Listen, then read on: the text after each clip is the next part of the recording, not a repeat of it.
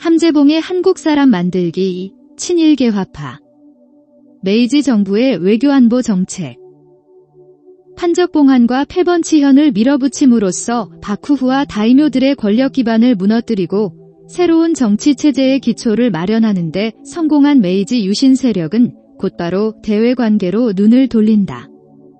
메이지 정부는 국내 정치와 국제 정세가 밀접하게 연관되어 있다는 사실을 절감하고 있었고, 또한 성공적인 외교 정책이 새 정부의 성패를 좌우하는 중요한 기준임을 잘 알고 있었다. 메이지 유신으로 귀결된 바쿠마츠, 막말의 정치적 소용돌이를 촉발한 것도 미국의 쿠로훈의 흑선로 대표되는 외세의 출현이었기 때문이다. 사이고 다카모리, 기도 다카요시, 오쿠보 도시미치 등 유신 3걸은 물론 대부분의 유신주도 세력은 조낭양이 파 출신이었다. 그들이 박후후 타도의 기치를 올린 것도 박후후가 외세의 침입에 제대로 대처하지 못하고 굴욕적인 조약을 맺었다는 사실 때문이었다. 따라서 조낭양이의 기치 아래 박후후를 무너뜨린 유신 정부의 급선무는 굴욕적인 불평등 조약의 재협상이었다. 때마침 서구와 맺은 불평등 조약을 재협상할 시기가 다가오고 있었다. 최초의 불평등 조약은 1854년에 미국과 체결한 일미화친조약이었다. 이 조약은 체결 당시 20년 후 재협상하기로 한 바 있다. 1873년은 이 조약을 재협상하는 해였다. 신정부는 구미 열강과 맺은 불평등 조약의 재협상 여부를 타진하기 위하여 대규모 사절단을 파견하기로 한다. 동시에 사절단으로 하여금 미국과 유럽의 선진 문물을 시찰하여 새 나라의 기틀을 마련할 수 있는 지식을 습득해 오도록 하기로 결정한다. 사절단은 공식 사절 48명과 학생 53명 등으로 구성되었다. 단장 겸 특명 전권대사의 이와쿠라 토모미가 임명되었고, 부단장에는 오쿠보 도시미치와 기도 다카요시, 이토 히로부미, 야마구치 마스카가 임명되었다. 메이지 정부의 최고위층으로 구성된 사절단이었다. 이와쿠라 사절단은 2년여에 걸친 세계 순방을 통해 일본에 대한 서양 열강의 침략이 우려했던 만큼 임박한 것은 아니란 사실을 깨닫는다. 그리고 당시 서구가 누리던 군사적, 경제적 우월성도 역사가 그리 오래된 것이 아님을 알게 된다.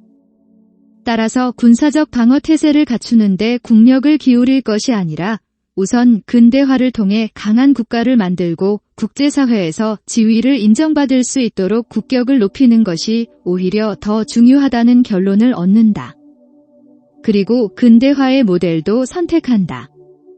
교육은 미국, 산업은 영국, 법은 프랑스, 국민의 총의를 모을 수 있는 대의제도는 독일이 가장 좋은 모델이라는 결론을 내린다. 그러나 이와쿠라 사절단의 파견은 전혀 뜻하지 않던 결과도 낳는다. 오쿠보와 기도는 미국과의 조약 재협상 문제로 심하게 다투면서 사이가 멀어진다. 사이고는 오쿠보와 기도가 해외 순방을 나가 있는 동안 자신에게 모든 것을 맡기면서도 아무런 권한도 주지 않은 데에 불만을 갖기 시작한다. 여기에 이와쿠라 사절단에 참여하지 않고 일본에 남아있던 유신 세력 간의 개혁의 속도에 대한 이견이 나타나기 시작하면서 메이지 정부 내에서도 권력 투쟁이 벌어진다. 한편 메이지 정부의 급진 개혁에 대한 보수 세력의 불만도 비등한다.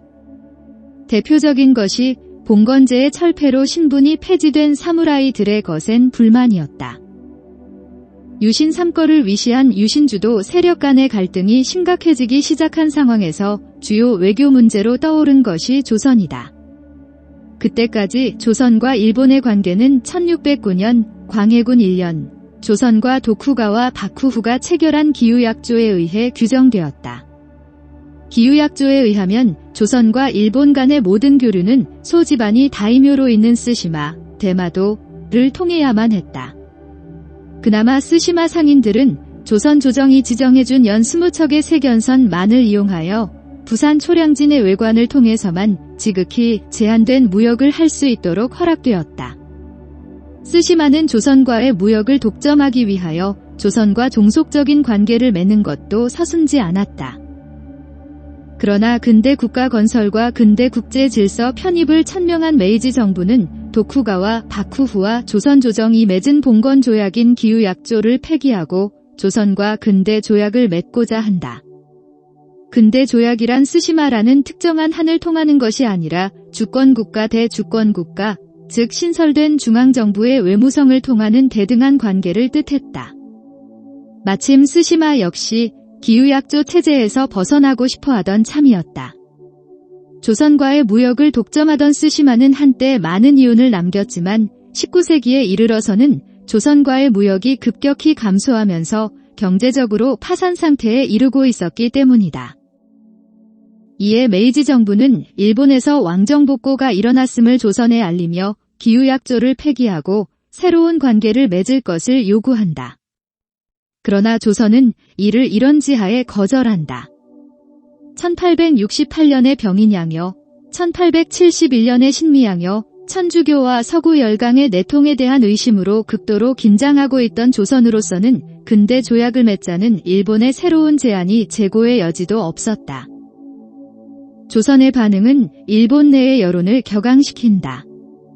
그러지 않아도 대부분의 메이지 정부 지도자들은 과거에는 일본이 조선을 통치했다는 국수주의 사상인 고쿠가쿠, 국학에 물들어 있었다. 조선이 일본의 거듭된 관계 개선 요구를 묵살하자 조선이 천황을 모욕했다며 조선을 정벌해야 한다는 여론이 들끓기 시작한다. 정할론이었다. 특히 기도 다카요시는 자신을 조선에 사절로 파견할 것과 조선과의 협상이 실패할 경우 곧바로 군대를 보내 조선을 정벌할 것을 주장한다. 그러나 오쿠보 도시미치는 이를 무산시킨다. 이 과정에서 오쿠보와 기도는 심한 갈등을 겪는다.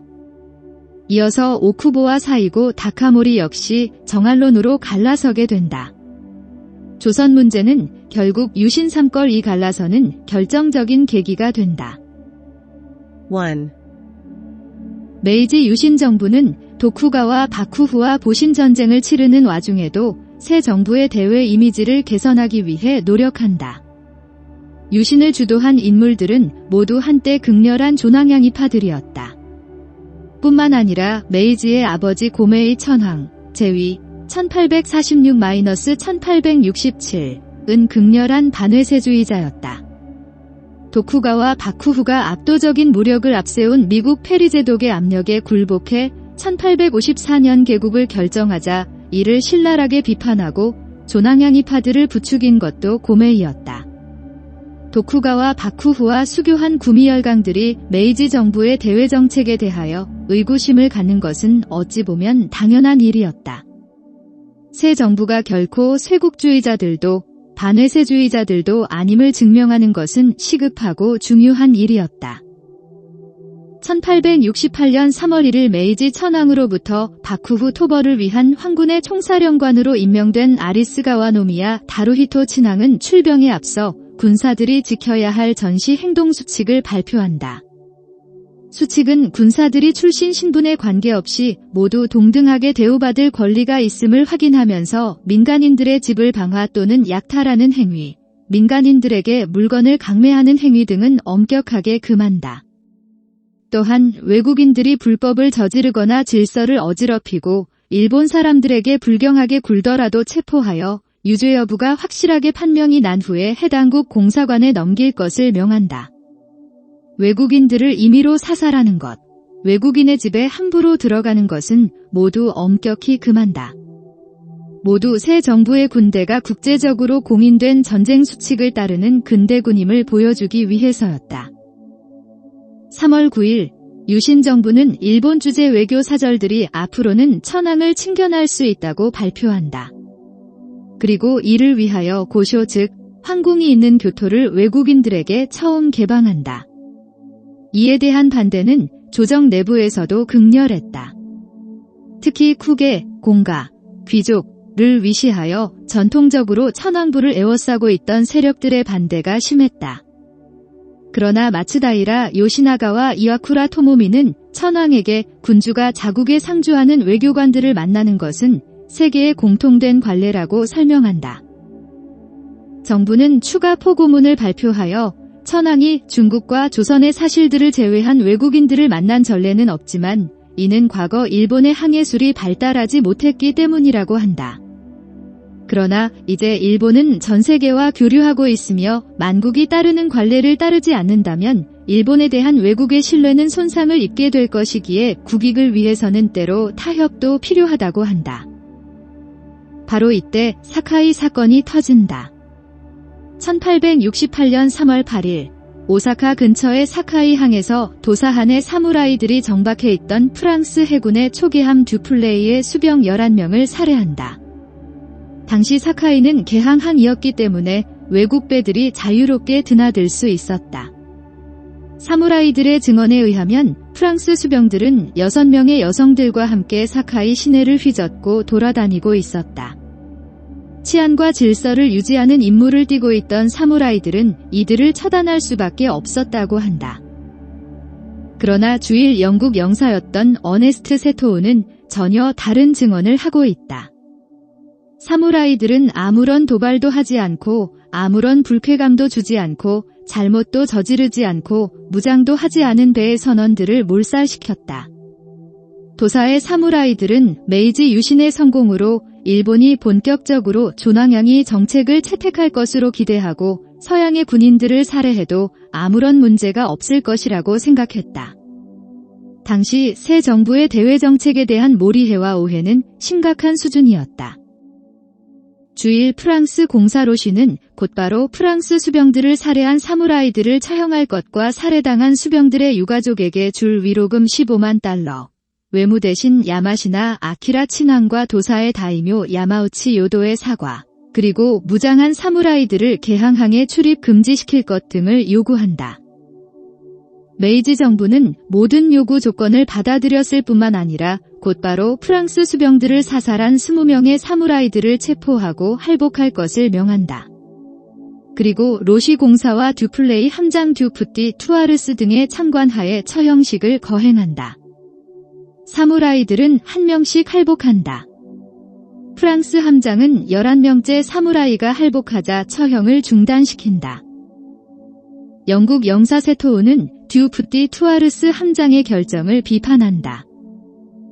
20명 전원이 모두 유죄인데 11명이 할복하자 함장이 처형을 중단시킨 것은 안타까운 일이다.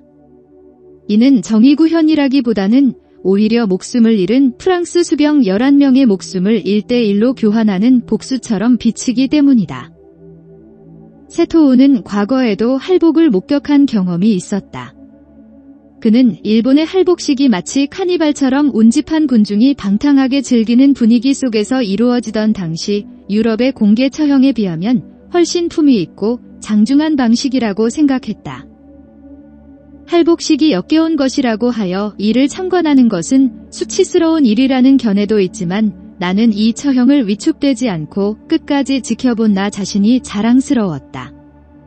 이는 역겨운 장면이기는커녕 가장 존엄하고 품위 있는 의식일 뿐만 아니라 우리나라, 영국 사람들이 뉴게이트 감옥소 앞에서 군중의 오락용으로 늘 거행하는 처형에 비하면 비할 나위 없이 품위 있다. 반면 당시 세토우와 함께 주일 영국 공사관에 근무하던 미트포드는 견해를 달리했다. 그는 당시 처형장에 있었던 프랑스 장교의 전언을 들었다. 프랑스 장교는 당시의 참상을 다음과 같이 전했다고 한다.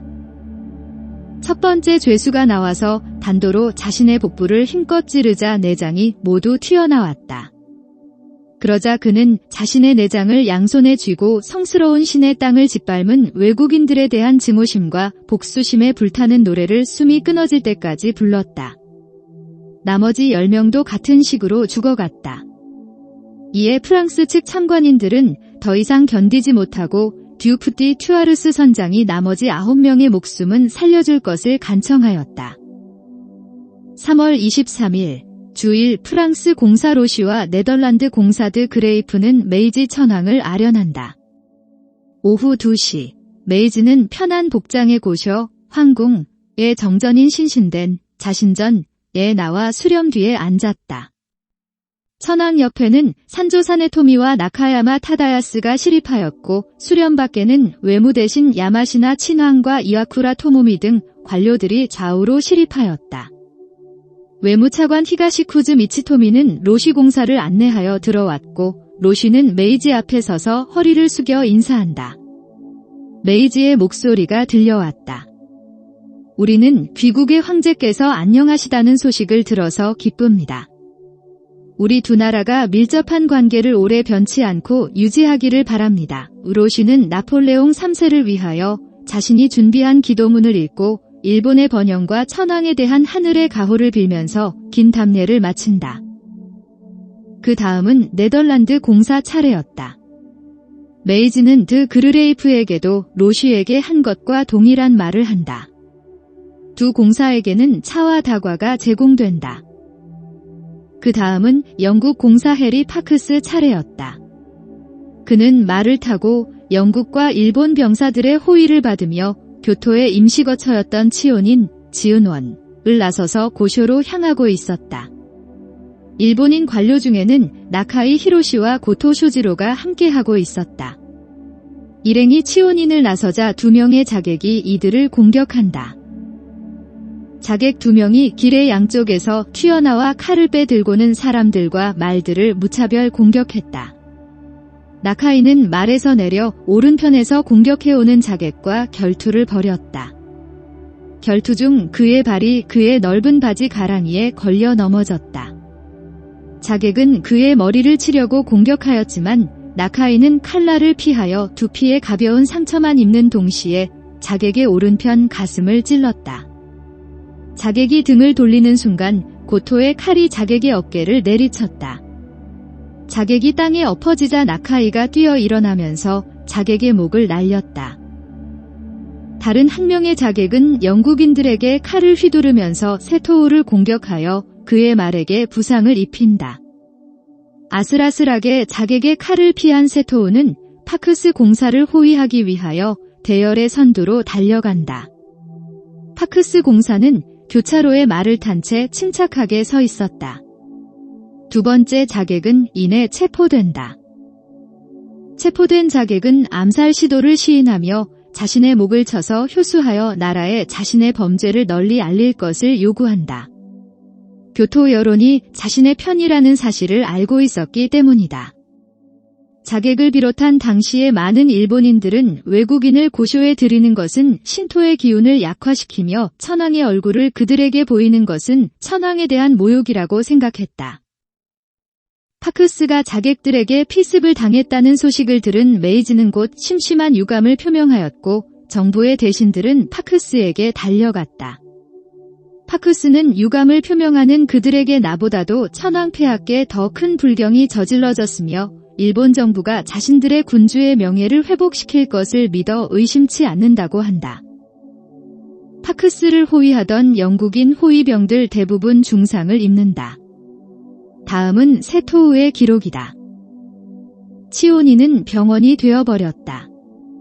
우리의 부상병들은 피를 흘리면서도 침착하게 베란다에 누워서 자신들의 차례를 기다렸다. 셔츠 바람의 군의관들은 어찌나 빨리 능숙하게 부상병들을 치료하던지 실제 숫자보다 더 많은 듯이 보였다. 셔츠와 이불보들은 찢어서 붕대로 사용되었고 핏물로 가득 찬 양동이들은 비워지기 무섭게 다시 찼다. 모든 것이 구역질이 나고 젖고 붉은색이었다. 악몽이었다. 곧 누군가가 나카이가 죽인 자객의 머리를 갖고 들어왔다. 차마 눈뜨고 볼 수 없는 광경이었다. 그날 천황을 접견은 취소된다. 메이지는 4월 14일 파크스와 그의 통역관 미트포드를 접견한다. 우리의 수행원 숫자는 슬프게도 크게 줄었다. 부상에서 회복하여 우리를 호위할 수 있는 기마 호위병은 둘밖에 없었다. 이들은 장검을 빼어든 채 파크스경을 양옆에서 호위하였다.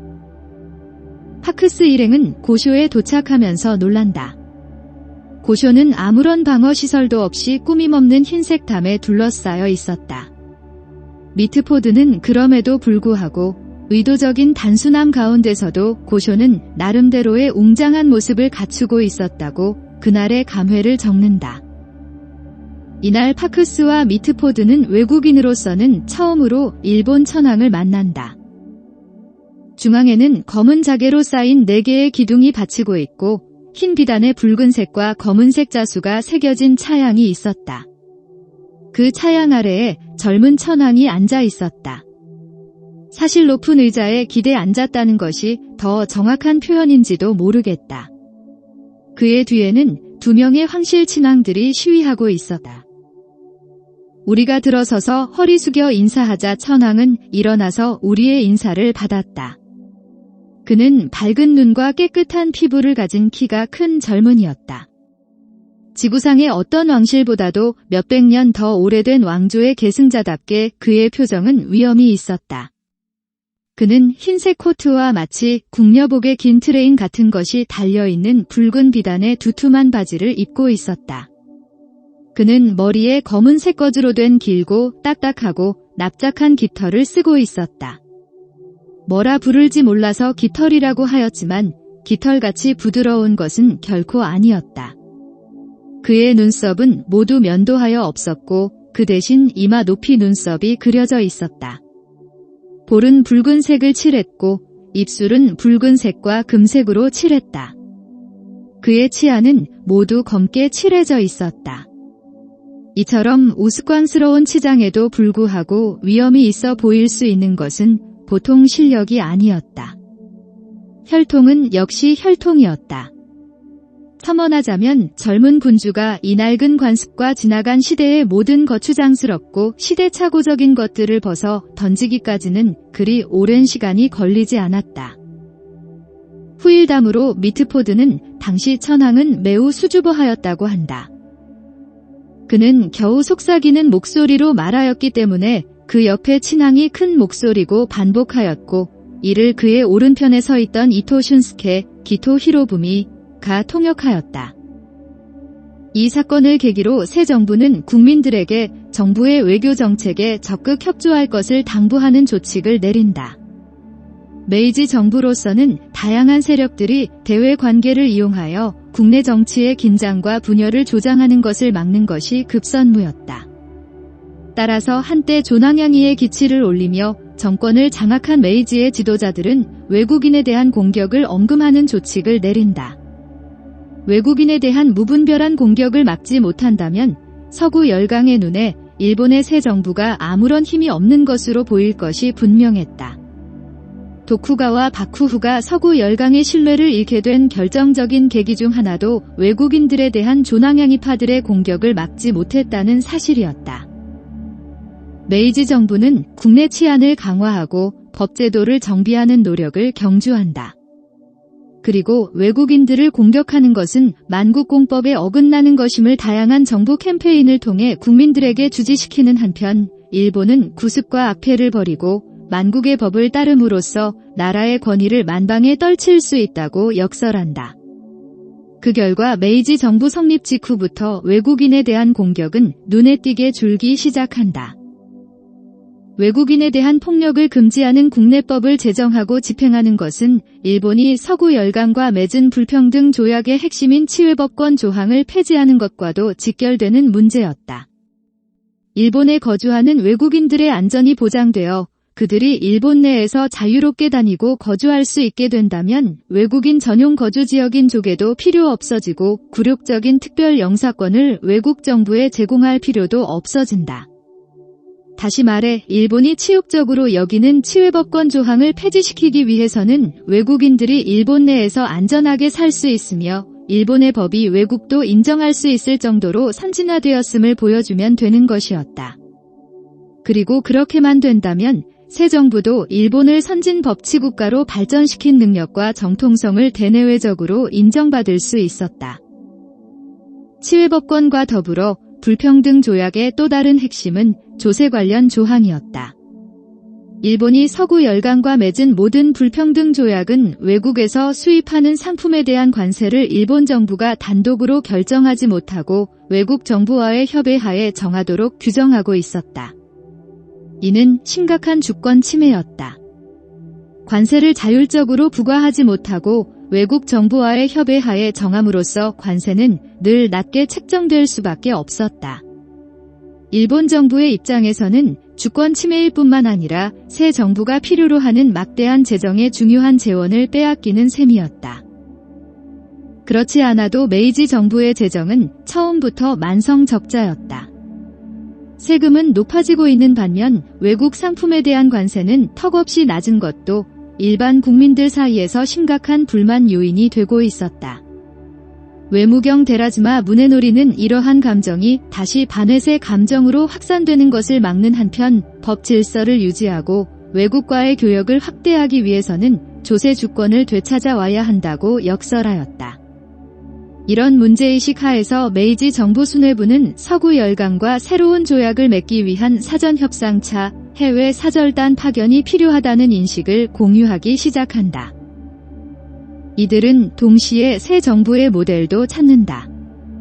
바쿠안 체제는 사라졌지만 무엇으로 이를 대체해야 할 것인지에 대해서는 구체적인 안이 없었다.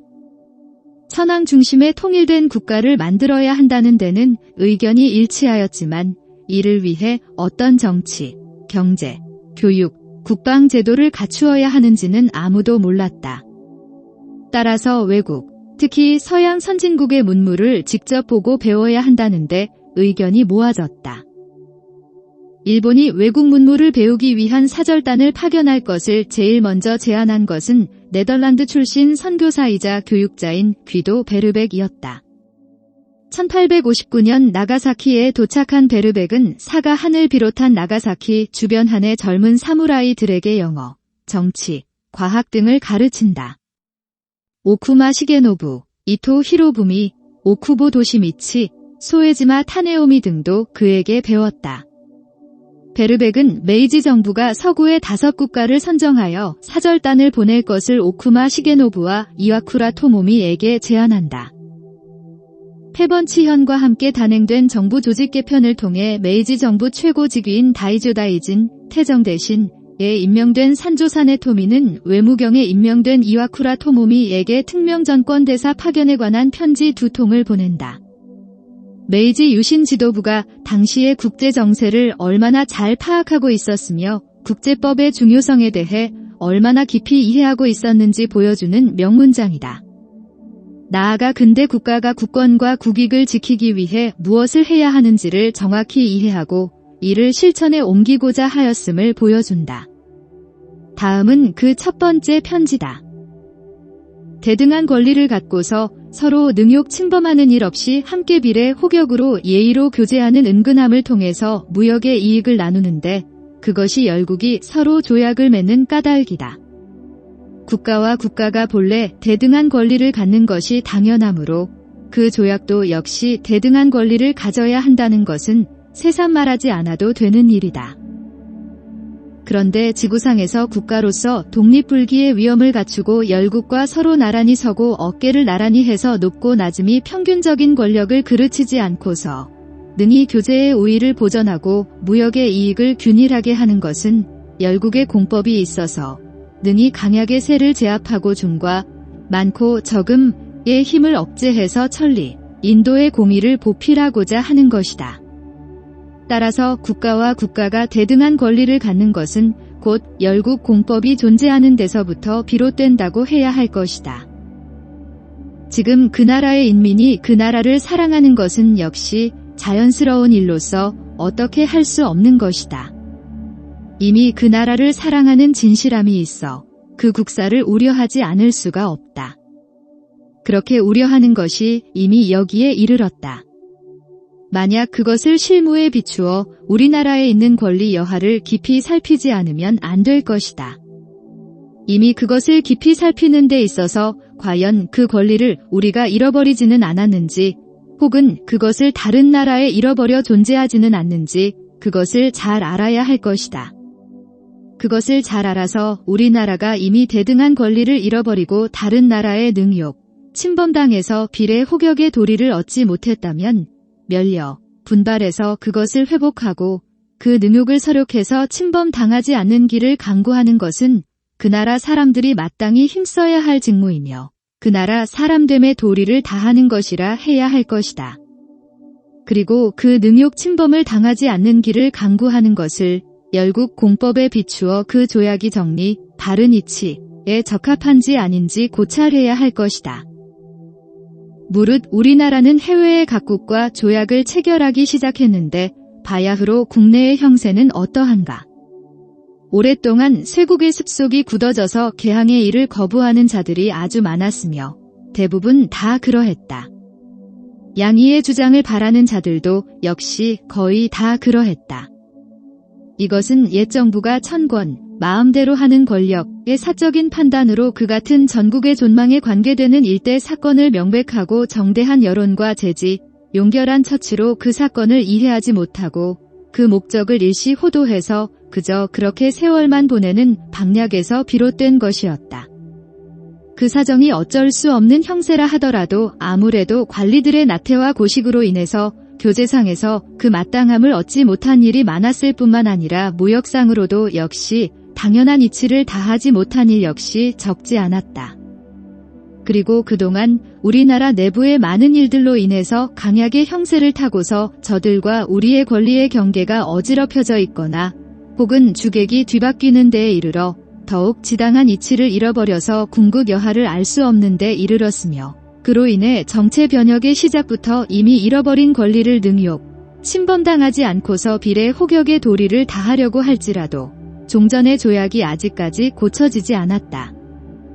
구습의 폐해가 아직 제거되지 않았으며 각국 정부 및 각국 재류공사도 여전히 동양의 일종의 국채, 정속, 정치의 습속으로 인정하여 다른 종류의 처치를 익숙한 방식으로 담판 등을 하고 우리나라 법률로 추급해야 할 일도 저들에게 그것을 추급하지 못하고 우리의 권리에 속하는 것도 그것을 우리에게 귀속시키지 못했다. 우리의 규칙에 따르게 해야 할 일도 저들에게 그것을 따르게 하지 못했으며 우리의 세법에 의거해야 할 일도 저들에게 그것을 의거하게 하지 못했다. 우리가 자유롭게 처리해야 할 조리가 있어도 저들에게 그것을 상의해야 하는 데에 이르렀다. 그 외에 무릇 안과 밖이 서로 관계되는 사사건건 저들과 이쪽이 서로 대등한 동서, 비례의 통일을 다하지 못했다. 심한 경우에는 공사의 희노에 따라서 공연한 담판도 곤란하게 되는 데에 이르렀다. 본래 대등한 국가의 정부는 재류공사가 어떻게 할 수 없는 일이 생기면 공법에 의거해 그것을 결국 그 본국에 돌려보낼 수 있는 정도의 권한을 갖게 되는데 그 사체, 사안의 실체, 가 이와 같은 능욕과 침범을 받는 데 이르게 되면 전혀 대등병립, 서로 대등한 한 국권을 지니고 있다고 할 수가 없겠다. 비례 호격의 교제를 하고 있다고 할 수 없는 것이다. 때문에 마음 아프게 그러한 까닭을 되돌아보고 분열된 국채를 하나로 해서 흩어진 국권을 회복하고 제도 법의 잡박한 폐단을 고치고 아직 남아있는 전단, 마음대로 함, 구속을 모조리 제거하고 관종, 관대, 간이한 정치로 귀속시켜서 힘써 민권을 회복하는 일에 종사해서 점차 정령일도의 법률 동철에 이르게 해서 그야말로 열국과 어깨를 나란히 할 수 있는 기초를 세워야 할 것이다. 모름지기 종전의 조약을 개정해서 독립불기의 체제를 정해야 할 것이다. 종전의 조약을 개정하려고 하면 열국 공법에 의거해야 할 것이다. 열국 공법에 의거해 우리나라의 국률, 밀률, 무역률, 형법률, 세법 등 공법과 상반되는 것들은 모두 변혁 개정해야 할 것이다. 이들을 변혁 개정하기 위해서는 그 방법과 처치를 고안하지 않으면 안 된다. 그것을 고안하기 위해서는 그들을 실제로 시행하거나 혹은 1년을 기약하거나 내지는 2, 3년을 기약해야 할 것도 있어서 하루아침 하루저녁에 그 일을 다할 수는 없다는 점을 감안해야 할 것이다. 그리고 조약 개정의 기한은 내년 5월 중, 즉 서력 1872년 7월 1일부터 그 논의를 시작해야 한다는 명문이 있다. 우리 정부가 이런 상황에 즈음해서 그 일에 대해 자무성업을 일으킬 수 있는 큰 기회를 얻었다 하더라도 현장의 형세에 따라서 그 일을 독촉해서 순서 및 시한이 오히려 유예가 없고 절박하게 될 때에는 역시 곤란하게 될 수 있는 그런 기회에 해당된다고 해야 할 것이다. 왜냐하면 각국 공사로 하여금 그 개정 논의를 고안하는 데 있어 각자 그 나라의 이익을 망라하려 할 것이며 우리나라의 정속과 공법에 맞지 않는다고 하면서 도리어 자기 마음대로 하려는 뜻을 드러낼 것이기 때문에 정대, 공명한 이치에 의탁해서 제도, 법률, 종교부터 백반의 제규칙이 보통의 공의에 반하는 것을 책망해서 정해진 시한부터 곧바로 보통의 공법을 시행해야 한다고 청구해야 할 것이다. 그런데 사정이 급속해 행하기 어렵다고 해서 이를 거절할 때에는 반드시 그것을 바꾸라는 청구를 해서 마침내 위력의 단판에 들어가 그 폐해가 나타나게 되더라도 그것을 헤아려 볼 수가 없기 때문에 고식적인 개정은 국가의 권리를 더 잃게 만드는 기초가 될 수도 있다는 것은 미래를 생각해보면 분명한 것이다. 이것이 개정 기회가 곤란함을 당하게 될 우려가 있다고 하는 까닭이다. 때문에 그러한 곤란함을 당하게 되는 기회를 바꾸어 성업을 일으킬 수 있는 기회로 삼는 것은 그야말로 중대한 전환기의 하나의 관건이며 그렇기 때문에 특히 전권사절을 각국에 파견하고자 한다. 한편으로는 우리의 정체갱신 명치유신으로 인해 한층 더 화친을 돈독하게 하기 위해서 빅문의 예를 갖추려는 것이다. 다른 한편으로는 조약 개정에 의해서 우리 정부의 목적과 기대하는 바를 각국 정부에 알리고 상의하는 데에 있다. 이 보고와 상의는 저들이 논의하고자 하는 사건을 우리가 먼저 내놓고 저들이 요구하려는 것을 우리가 그들에게 요구하는 것이기 때문에 논의도 진전되는 바가 있을 것이다. 반드시 우리의 논설, 주장을 지당한 것으로 만들어 그것에 동의하며 또 그것에 상당하는 목적과 방안을 제시해야 할 것이다. 그 목적과 방안을 채택해서 상량, 합의하면 그 일을 실제로 시행할 시한을 대체로 3년을 목적으로 한다 연장시키는 단판을 짓는 것도 그렇게 어려운 일은 아닐 것이다. 그 보고와 상의는 열국 공법에 의거해야 할 것이다. 개혁의 취지를 보고하고 또 그것을 상의해서 실제로 그것을 우리나라에 시행하는 것이 중요하기 때문에 그 시료를 험지, 경험을 통해서 하기 위해서 유럽과 아시아 여러 지역에서 개화가 가장 번성한 국채와 제법률과 제규칙 등 실무에 처하여 방해받지 않는 것을 직접 보고 공법에 마땅한 방법을 찾아서 그것을 우리 국민에게 실시할 방략을 목적으로 하는 것 역시 기묘한 사무라 해야 할 것이다. 따라서 전권사절은 전권이사의 관원 몇 명을 따르게 하고 거기에 서기관 통역관을 부속시키고 위에 전권이사 관원은 그들을 각 과로 나누고 각 그 주임의 사무를 담당하게 해야 할 것이다. 그것은 아래와 같다. 제1과 제도와 법률의 이론과 그것이 실제로 행해지는 바를 연구하며 외국 사무국, 의사원, 재판소, 회계국 등의 체제와 실제로 그 사무를 행하는 경황을 직접 보고 그것을 우리나라에 채용해서 설치하겠다는 목적을 세워야 할 것이다.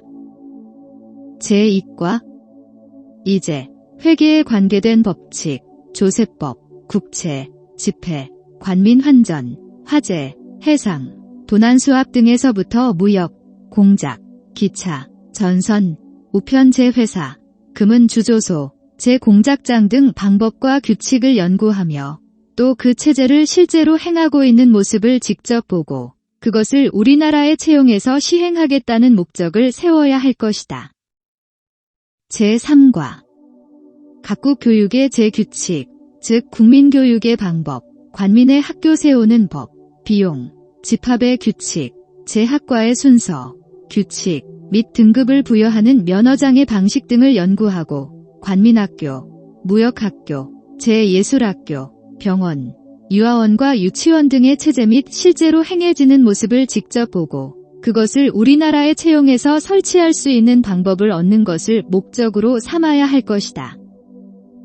전권의 사절 및 전권 이사의 관원은 각 주임의회 우리나라에 이익이 될 만한 일은 모두 그것을 연구, 숙람해야 할 것은 물론이며 육해군의 법률 및 급료의 다과, 그리고 그들을 지휘하는 방법을 연구할 것, 각국의 유명한 항구에 가서는 해관의 실황, 군기고, 해군국, 조선소, 병졸둔소, 성보, 해육군학교, 제철소 등을 직접 살펴볼 것, 또한 교습해야 하는 이유에서 가장 기묘한 것은 감찰이라는 점에 주의해야 할 것이다.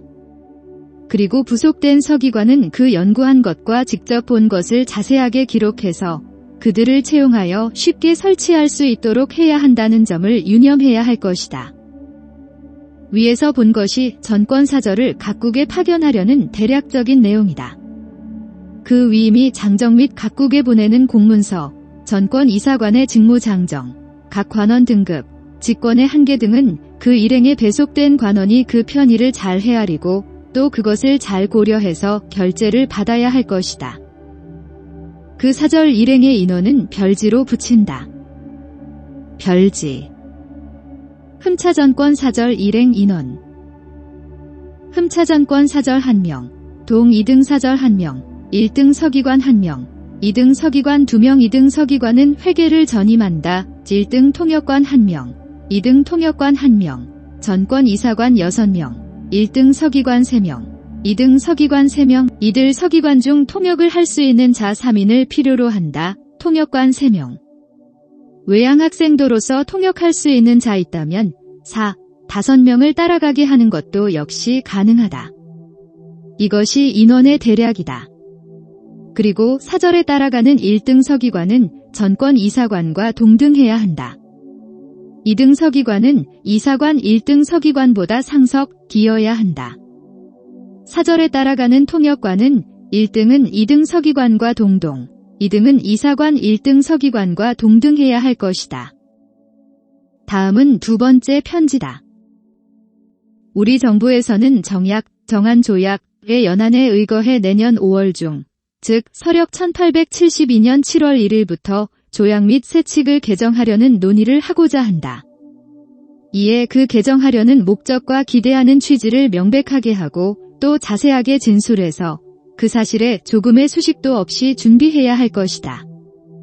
그것을 화친한 각 열국에 보고하고 아주 풍부하게 고안하고 또 공평한 조회를 해서 각 정부가 믿고 따를 수 있도록 해서 그 사업으로 하여금 목적과 바라는 바가 서로 어긋나지 않고서 성공을 거둘 수 있도록 하는 것은 우리 정부 및 인민에 관계된 바이며 가장 중대하고 또 기묘한 일이라 해야 할 것이다. 각 정부에서 목적하고 바라는 바를 믿고서 또 그것을 공평한 조리로 여기며 그 사업을 찬성하는 바가 있게 된다면 화친의 우위는 더욱 두터워지고 무역의 이익도 엄청 커져서 우리 정부 및 인민이 그야말로 행복을 누릴 수 있을 뿐만 아니라 각국 상호 간의 왕래, 교통하는 인민도 역시 그 이익을 얻을 수 있는 기초가 될 수 있기 때문에 각 정부에서 반드시 우리 정부의 주장을 믿고 들을 것이며 나아가 그 과정에서 굳이 그것을 사양하지 않으리라는 것을 바야흐로 기대하는 바이다.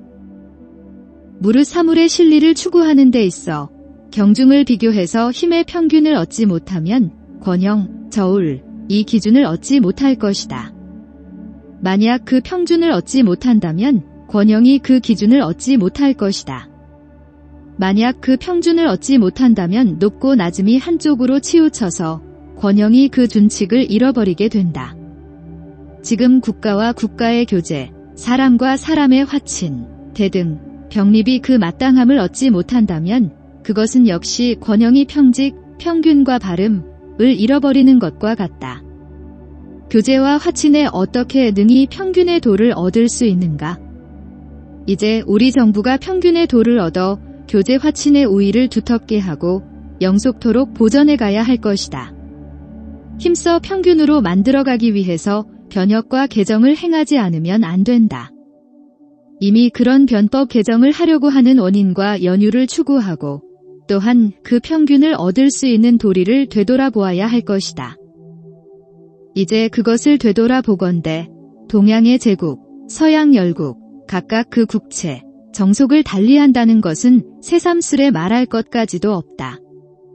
그것은 그 국민의 개화에 늦고 빠름에 관계된 것이라 하더라도 오랫동안 익숙한 습속은 인습해서 오랫동안 일종의 정속을 이루고 있어 열국 공법도 그것을 규준할 수가 없다.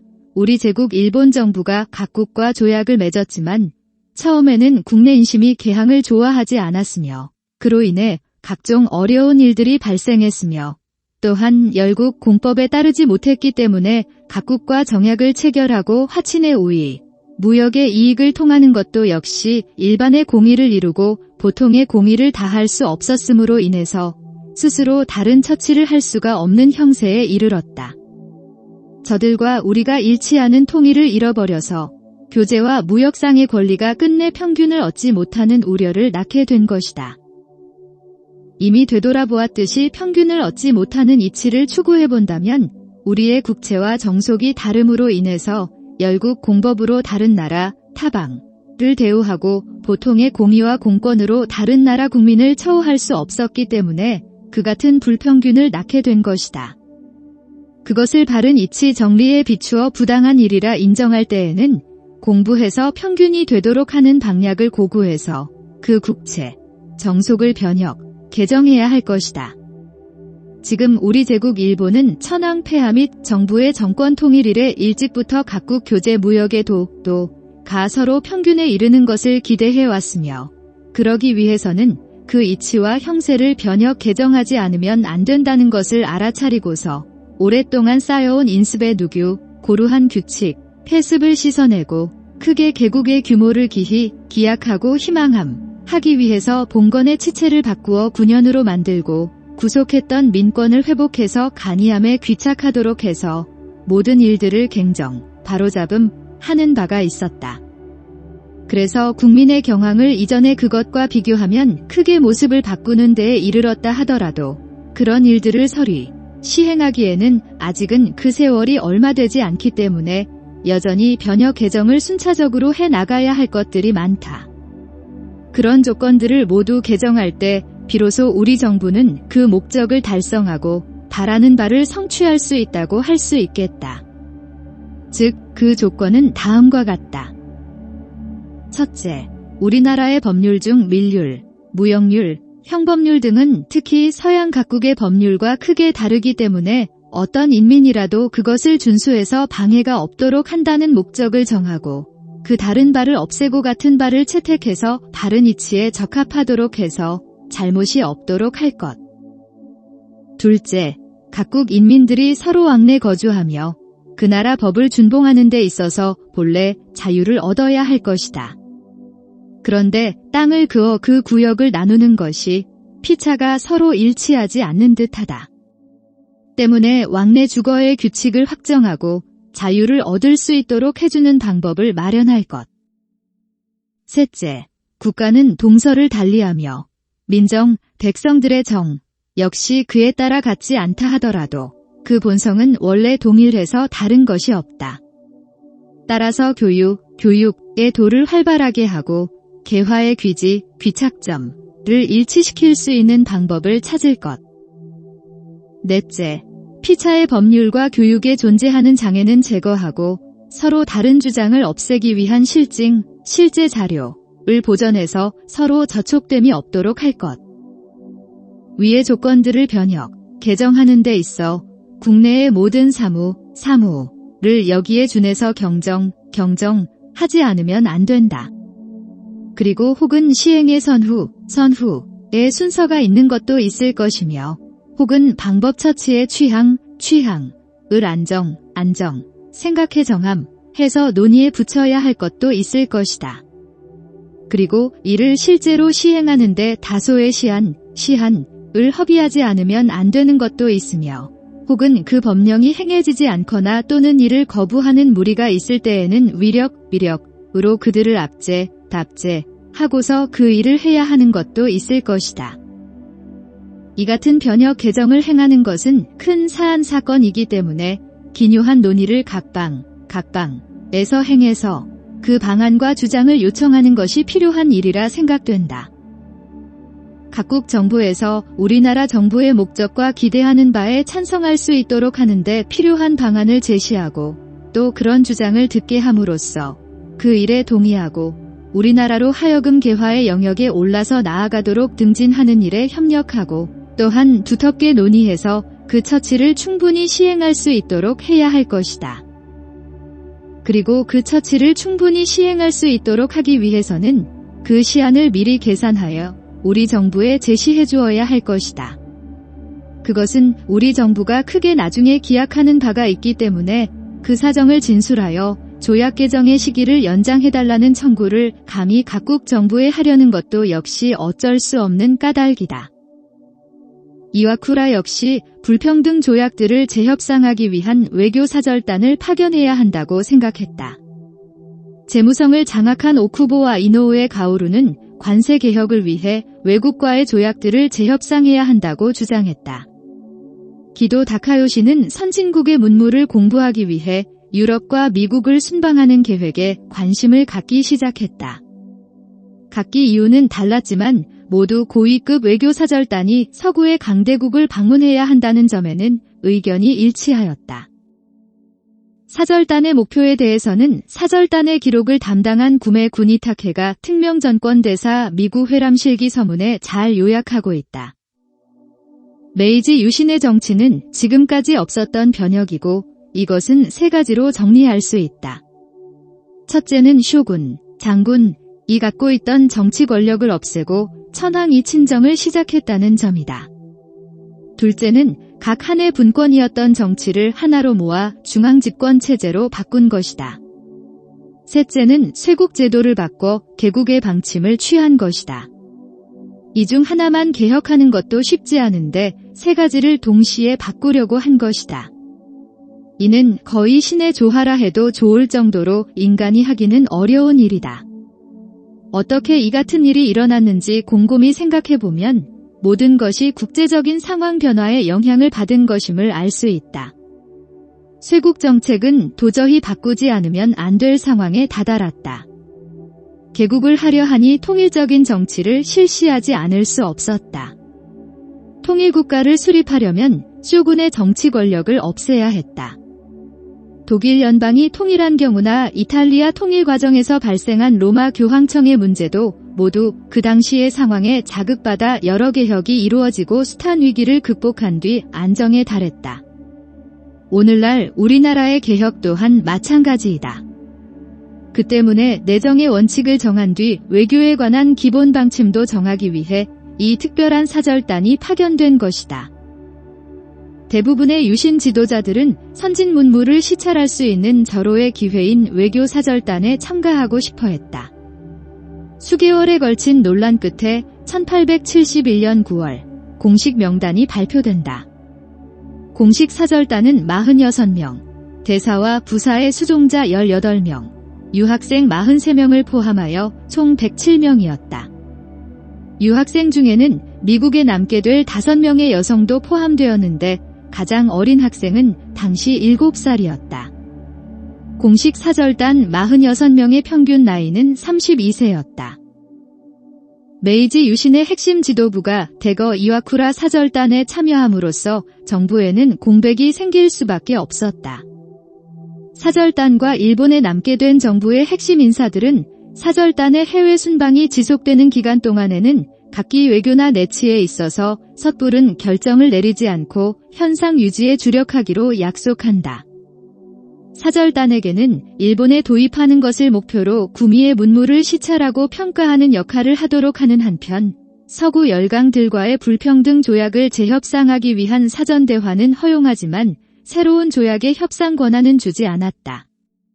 당시 주일 미국 공사였던 찰스 드롱은 사절단은 아무것도 결정할 권한은 없지만 모든 것에 대해 협의할 임무를 받은 것 같다라고 기록하였다.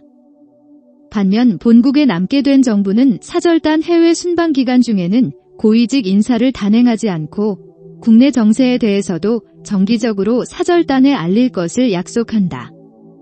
특히 사절단의 목표가 제대로 된 국내 개혁 방향과 방법을 모색하는 문물 시찰이었기에 사절단의 해외 순방 기간에는 가급적 국내 개혁 조치들을 유보할 것을 약속한다. 1871년 11월 7일 4.29 기도 이와쿠라와 산조는 이러한 내용을 약조하는 문서에 서명한다. 대신 참의 대보 맹약서.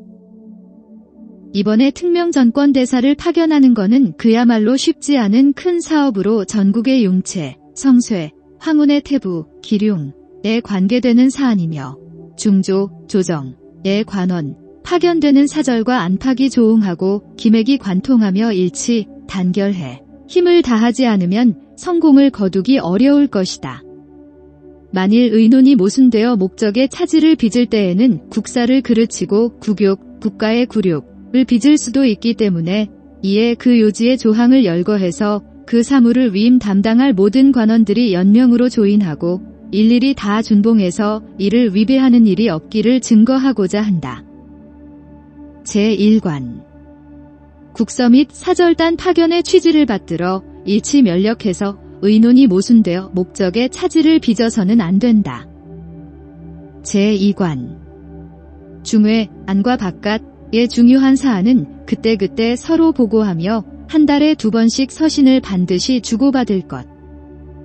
제3관 중외가 서로 조응해서 사무를 처리하기 위해 특별히 사절단 사무를 관리하는 관원에게 명해 그에 종사하게 하며 내년에 사절단이 귀국한 후에는 중조, 중앙정부의 사무를 맡은 관원과 더불어 이사관 등을 교대해서 외국에 파견하도록 할 것. 제4관 사절단이 그 사명을 마치고 귀국한 후에는 각국에서 상해 및 고안한 조건을 참작하고 고정해 그것들을 실지에 시행할 것. 제5관 각 이사관이 직접 보고 배우고 고안해서 방법을 작정한 다음 순차적으로 이를 실지에 시행하며 학습이 끝나지 않은 것이 있으면 대리사관이 이를 인계받아 완비하도록 할 것. 제6관 내지 일본의 사무는 대사가 귀국한 후에 크게 개정할 목적이므로 그동안 가능한 한 새로운 개정을 필요로 하지 않는다. 만일 어쩔 수 없이 개정하는 일이 있으면 파견된 사절단에게 조회해 줄 것. 제7관 폐번치현 조치는 내지 정무의 통일에 귀착되어야 할 기틀이므로 조리를 쫓아 순차적으로 그 실효를 거두면서 개정 과정이 이루어져야 할 것이다. 제8관 모든 부처 장관이 결원되면 별도로 임명하지 않으며 참회가 이를 분임하여 그 규모와 목적을 변혁시키지 않는다. 제9관 모든 부처는 칙주, 천황에게 아뢰, 해 그 판단을 논의하지 않으며 관원을 증익해서는 안 된다. 만약 어쩔 수 없이 증언을 필요로 할 때에는 그 사정을 자세하게 갖추어 결재를 기다려야 한다. 제10관 모든 부처는 현재 고용 중인 외국인 외에 달리 고용해서는 안 된다. 만약 어쩔 수 없이 고용을 필요로 할 때에는 그 사정을 자세하게 갖추어 결재를 기다려야 한다. 제11관 우원이 정해진 날짜에 회의를 쉬고 논의해야 할 일이 있을 때에는 정원에서 그 취지지의를 내려보내고 매한 모일 때마다 기일을 정할 것. 제12관 이들 약관의 조항들을 준수해서 위배해서는 안 된다.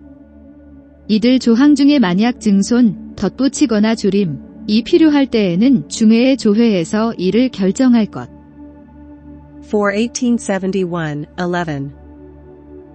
이와쿠라 사절단의 여정 이와쿠라 사절단은 1871년 11월 12일 요코하마를 출발하여 첫 목적지인 샌프란시스코로 향한다. 그리고 1873년 9월 13일 다시 요코하마 항으로 돌아올 때까지 1년 9개월 21일 동안 12개국을 순방한다. 사절단이 샌프란시스코에 도착하자 현지 일간지 데일리 이브닝 블레틴은 얼마 전까지만 해도 그 나라가 처해 있던 상황과 비교해 볼 때 오늘날 지구상에서 가장 진보적인 나라의 대표들이 왔다고 썼다. 당시 미국은 남북전쟁 이후의 복구와 대륙횡단철도의 완성 1863에서 1869를 통해 산업혁명과 경제 팽창의 절정기를 구가하고 있었고 유럽 역시 프로이센 프랑스 전쟁, 일명 보불전쟁 1870에서 1871의 종료로 프러시아와 프랑스가 급속한 산업혁명기를 거치고 있었다. 사절단은 각국에서 융숭한 대접을 받고 각계각층의 지도자를 만났으며 정치, 산업, 교육 등 각 분야의 제도와 시설을 샅샅이 시찰한다. 눈부신 발전을 거듭하는 미국과 유럽을 방문하면서 사절단이 보고, 듣고, 배우고, 느낀 것은 기록을 맡았던 구메 구니타케에 방대하면서도 치밀한 공식 기록 특명 전권대사 미국 회람실기와 부사였던 기도 다카요시의 일기와 편지 등을 통해 생생하게 접할 수 있다. 기도는 특히 미국의 교육제도에 매료된다. 그는 당시의 일기에 다음과 같이 적고 있다. 오늘날 교육보다 시급한 것은 없다. 우리가 만약 나라의 기초를 튼튼하게 세우지 않는다면 우리는 1000년이 지나도 우리나라의 지위를 격상시킬 수 없을 것이다. 우리나라 사람들은 오늘의 미국인이나 유럽인과 다를 것이 없다. 모든 것은 교육을 받았느냐 안 받았느냐에 달렸을 뿐이다.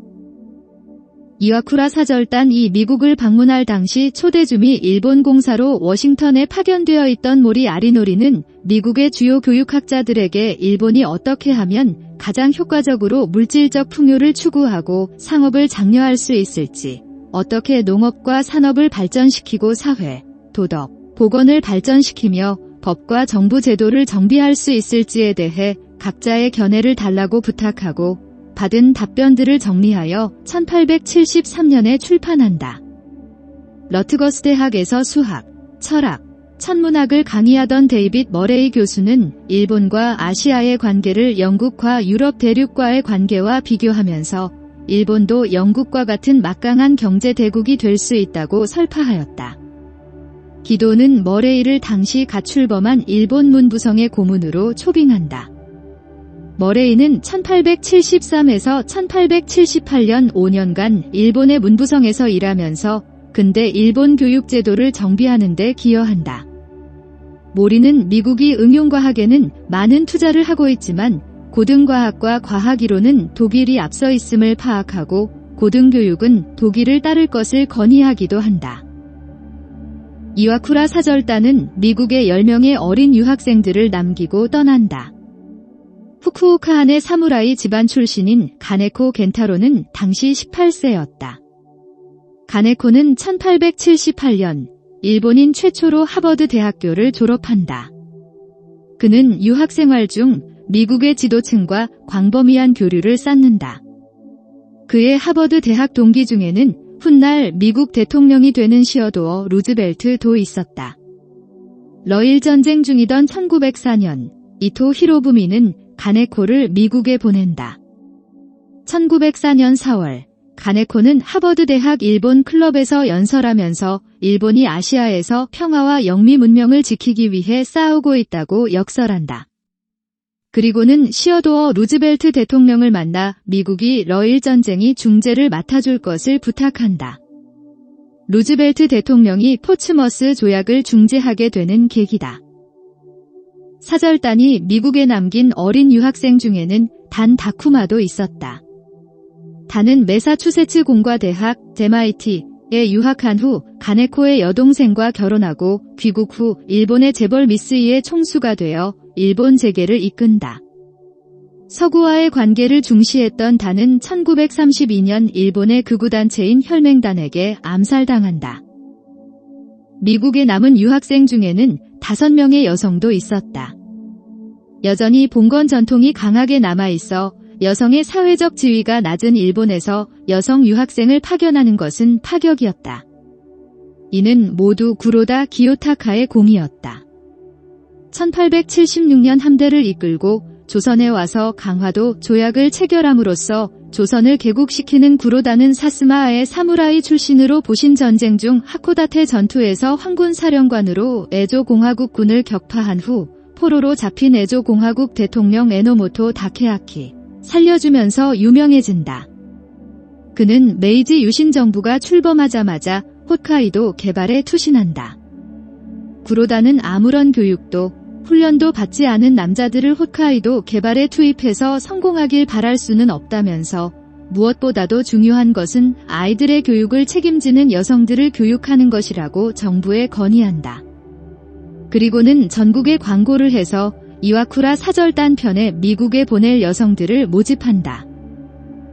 조건은 파격적이었다. 주일 미국 공사 찰스 드론과 그의 부인이 여행 내내 동행하고 10년간 미국에서 지내는 데 필요한 학비 및 생활비 일체, 그리고 1년에 미화 800부를 제공하는 것이었다. 그럼에도 불구하고 보수적인 당시의 일본에서는 선뜻 나서는 여성이 없었다. 두 번째 전국 광고를 한 끝에 겨우 5명이 지원한다. 나가이 시게코, 당시 10세, 우에다 테이코, 당시 14세, 요시마스 료코, 당시 14세, 치다 우메코, 당시 6세, 야마카와 스테마스, 당시 11세였다. 나가이 시게코는 코네티컷주 뉴헤이븐시에서 역사학자 존 에벗의 가족과 5년간 함께 지낸다. 그는 1878년 미국 동부의 명문 여자 대학인 베서 대학에 입학한다. 유학 시절 미 해군 사관학교 생도였던 우류 소토키치를 만나 귀국 후 결혼한다. 우류는 훗날 러일 전쟁 1904, 1905의 첫 해전인 제물포해전 1904, 29을 승리로 이끌고 1907년에는 후작 자귀를 받는다. 야마카와 스테마스도 나가이 시게코와 함께 1878년 베서 대학에 입학하여 1882년 우등생으로 졸업하면서 일본 역사상 최초로 대학 학위를 받은 여성이 된다. 귀국 후 1882년 사스마 사무라이 집안 출신으로 오쿠보 도시미치, 사이고 다카모리와 함께 메이지 유신을 일으키고 일본 제국군의 창설에 결정적인 역할을 한 오야마 이와오와 결혼한다. 대위 시절 일본의 국가인 기미가요의 가사를 작사한 것으로도 유명한 오야마는 청일전쟁 당시 일본군 제2군 사령관으로 러일전쟁 때는 만주군 총사령관으로 전쟁을 승리로 이끈다. 스테마스는 남편과 함께 일본 사회의 서구의 복식, 예절, 관습을 소개하는 역할을 한다. 가장 어렸던 스다 우메코는 일본 근대 농업의 창시자이자 일본 기독교의 지도자였던 츠다센의 딸이다. 이수정의 개종에도 결정적인 역할을 한 츠다센은 아오야마 가쿠인 대학교 설립에도 기여한 메이지 시대의 대표적인 지식인, 종교인이다. 츠다 우메코는 워싱턴 D.C.에서 주미 일본 공사관의 직원이었던 찰스 랜먼의 가족과 함께 살면서 학교를 다닌다. 10년이 지난 1882년 귀국하여 이토 히로부미의 자녀들의 가정교사를 하던 츠다는 1889년 다시 도미하여 1892년 미국 동부의 명문 여자대학인 브린모어 대학에서 생물학과 교육학을 전공하고 졸업한다.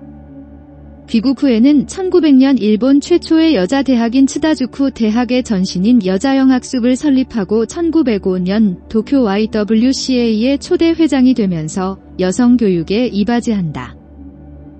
이와쿠라 사절단이 출발하기에 앞서 사이고, 기도, 이와쿠라, 산조 등은 사절단이 서구 열강과의 불평등 조약에 대한 사전 탐색 대화는 하되 조약 재협상은 하지 않기로 약속한 바 있었다. 그러나 미국에 도착한 이토 히로부미와 당시 주미 공사였던 모리 아리노리는 기도와 오쿠보, 이와쿠라에게 미국에 온 김에 조약을 재협상할 것을 제안한다. 사절단은 외국과의 조약의 재협상을 할 수 있는 전권을 위임받아오지 않았기에 오쿠보와 이토는 본국 정부로부터 미국과의 조약 재협상을 위한 전권을 받아오고자 급히 귀국한다. 그러나 국내에 남아있던 사이고 등은 오쿠보와 이토가 사절단 출발 이전의 맹약을 어기고 과도한 권력을 행사하려고 한다며 강하게 비판하는 한편 조약 재협상의 전권을 줄 것을 거부한다. 오쿠보와 이토는 결국 빈손으로 워싱턴으로 돌아간다. 이 과정에서 사절단은 오쿠보와 이토를 기다리면서 워싱턴에서 4개월을 지체하게 된다. 워싱턴에서 이들을 기다리던 기도와 이와쿠라는 미국과 섣불리 협상하는 것보다는 모든 열강들과 일괄적으로 협상하는 것이 유리하다는 결론에 도달한다. 오쿠보와 이토가 일본에서 빈손으로 돌아오자 기도는 약삭빠른 젊은이들이 순간의 유명세를 얻고자 벌인 일이라며 이토와 모리 등을 강하게 질책한다. 그리고 기다리고 있던 미 국무장관 해밀턴 피시에게 미일수호 통상조약을 재협상하지 않기로 했음을 전한다. 기도는 놀란 피시 국무장관에게 상황을 설명하고 양해를 구하던 때를 전쟁터에서 사방에서 몰려오는 적을 상대하는 것보다도 비교할 수도 없게 어려운 상황이었다고 토로한다. 이 사건을 계기로 혁명 동지였던 기도와 오쿠보는 멀어지기 시작한다. 미국에서 무려 205일을 체류한 사절단은 1872년 7월 3일 보스턴을 떠나 대서양을 거쳐 잉글랜드와 스코틀랜드를 돌아 유럽 대륙의 프랑스, 벨기에, 네덜란드, 프로이센, 러시아, 덴마크, 스웨덴을 차례로 방문하고 길을 바꿔 독일의 각 지방과 이탈리아, 오스트리아, 스위스를 돌아 프랑스 남부를 거쳐 지중해에서 홍해, 아라비아해, 인도양, 중국해 등을 항해하였다. 1873년 3월 15일 저녁, 독일을 방문 중이던 사절단은 프로이센의 재상 비스마르크가 주최하는 환영연회에 참석한다. 이때 비스마르크는 메이지 유신 세력의 세계관 형성에 큰 영향을 미치는 연설을 한다. 현재 세계 각국은 모두 친목과 예의를 유지하면서 교제하고 있다. 하지만 이것은 어디까지나 표면적인 것에 불과할 뿐, 그 이면에서는 서로 은밀하게 강하게 다툼을 하며 크고 작은 각국이 서로 믿지 못하는 것이 본래의 모습이다. 내가 어렸을 때 우리 프로이센 이 약체였던 것은 여러분 모두 알고 있을 것이다.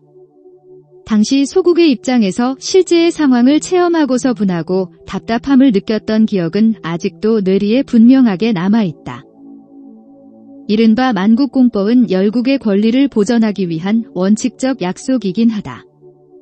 하지만 대국이 이익을 추구할 때에는 자신에게 이익이 있으면 만국공법을 잘 지키지만 만약 만국공법을 지키는 것이 자국에 불리하면 곧장 군사력으로 해결하려 하므로 만국공법을 지키는 것은 불가능하다.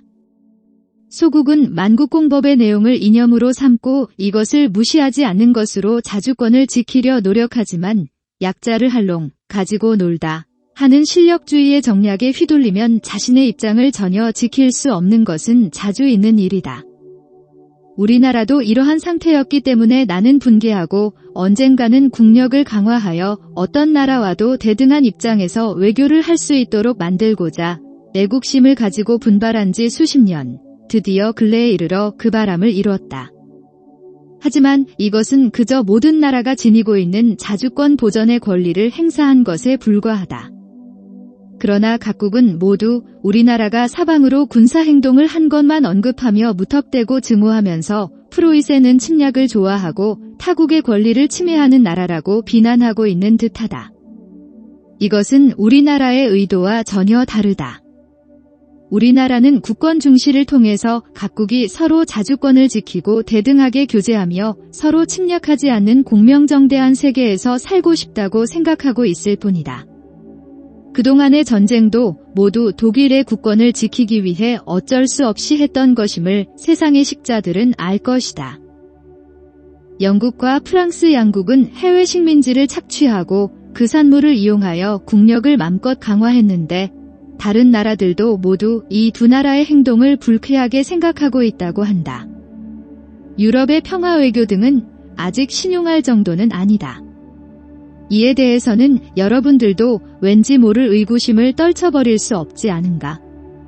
그 마음은 내 자신이 소국에 태어나 그 실태를 너무도 잘 알기 때문에 이해할 수 있다. 내가 세계의 비판 등에 개의치 않고 국권을 유지하려고 했던 본심은 바로 여기에 있다. 따라서 현재 일본이 가깝게 교제하고 있는 나라도 많겠지만 국권과 자주를 중시하는 우리 독일이야말로 일본이 가장 가깝게 지내야 할 나라가 아니겠는가? 비스마르크와의 만남과 그의 연설은 특히 오쿠보 도시미치에게 강한 인상을 남긴다. 귀국 후 오쿠보가 사이고의 정할론을 꺾으면서 추진한 일본의 대외 정책은 독일의 통일을 이루고 통일 독일을 강대국의 반열에 끌어올린 비스마르크의 외교 정책과 철학을 그대로 따른다. 3. 메이지 유신 세력의 분열과 정할론. 유신 정부의 수뇌부가 대거 이와쿠라 사절단에 참여하면서 사이고 다카모리, 이타가키 다이스케, 에토 신페이, 소에지마 타네오미, 오쿠마 시게노부 등이 루스 정부, 류수 정부, 남아서 지키는 정부를 맡는다. 이와쿠라 사절단은 패번치연의 구체적인 후속 조치가 마련되지 않은 상태로 떠났다. 따라서 당시 일본에서는 바쿠한 시대의 번교, 번의 학교, 번병, 번의 병사의 폐지하였지만 이를 대신할 교육제도와 군사제도는 없는 상태였다. 봉건제하에서 각 한이 자체적으로 징수하던 세금 제도를 대신할 지조개정의 구체적인 정책과 제도도 마련된 것이 없었다. 사절단 일행은 나라의 미래가 달린 중대한 개혁을 하기 위해서는 선진국의 사례들을 면밀히 보고 배워 일본에 적용해야 한다고 생각했다. 대신 참의 대보맹약서를 쓰고 떠난 이유도 루스 정부의 섣부른 개혁 시도를 막기 위해서였다. 반면 사이고는 사절단을 보내는 것 자체를 강하게 반대하였다. 루스 정부의 가장 중요한 인물인 그는 한시가 급하게 개혁을 추진하고 국력을 길러 불평등 조약을 재협상해야 하는 등 할 일이 산적한 가운데 모든 것을 중단하고 사절단이 돌아올 때까지 기다리는 것은 잘못이라고 생각했다. 예를 들어 사이고는 외국인에게 일본에서 거주할 자유를 주고 외국인들과 일본인들이 서로 자유롭게 결혼할 수 있도록 법을 고치는 일이 급선무인데도 불구하고 이와쿠라 사절단이 돌아올 때까지는 이런 개혁을 추진할 수 없다는 것은 어불성설이라고 생각했다. 그는 자괴감에 자신을 난슈노 루스반, 아무것도 할 수 없는 루스 정부 수반이라고 불렀다. 사이고를 도와 루스 정부를 맡은 젊은 지도자들은 더 급진적인 개혁을 요구했다. 사법경 에토 신페이는 서양에 준하는 사법제도 도입을 강력히 주장하였고 문부경을 맡은 오오키 다카토는 전 국민에게 초등교육을 제공하는 새로운 교육체제를 하루빨리 수립할 것을 주장하였다. 루스 정부의 급진 개혁파들을 막은 것은 오쿠보와 이토의 절친한 친구이자 이들과 생각을 같이 한 이노우의 가오루였다. 오쿠보가 재무성을 이노우에게 맡기고 간 것도 이노우에가 급진 개혁파들을 제어할 수 있다고 생각했기 때문이다. 이노우에는 개혁의 중요성은 누구나 공감하지만 일본의 재정 형편상 급진 개혁은 불가능하다며 반대한다. 실제로 당시 일본 정부의 재정 상태는 열악하였다. 폐번치연으로 인하여 사무라이들의 봉급은 중앙정부가 부담하게 된 반면 근대 조세 제도를 갖추지 못하고 있던 메이지 정부는 막대한 재정 적자를 기록하고 있었다. 이노우의 입장에서는 하루아침에 근대 사법제도를 수립하고 에토의 주장대로 3만 개의 초등학교를 설립하는 것은 불가능한 일이었다. 이노우에의 목표는 재정 흑자였다. 또한 엔화를 국제적으로 통용 가능한 화폐로 만드는 것이었다. 1872년 말 이노우에는 교육 예산을 200만 엔에서 100만 엔으로 사법성 예산은 96만 엔에서 45만 엔으로 각각 50%씩 줄일 것을 제안한다.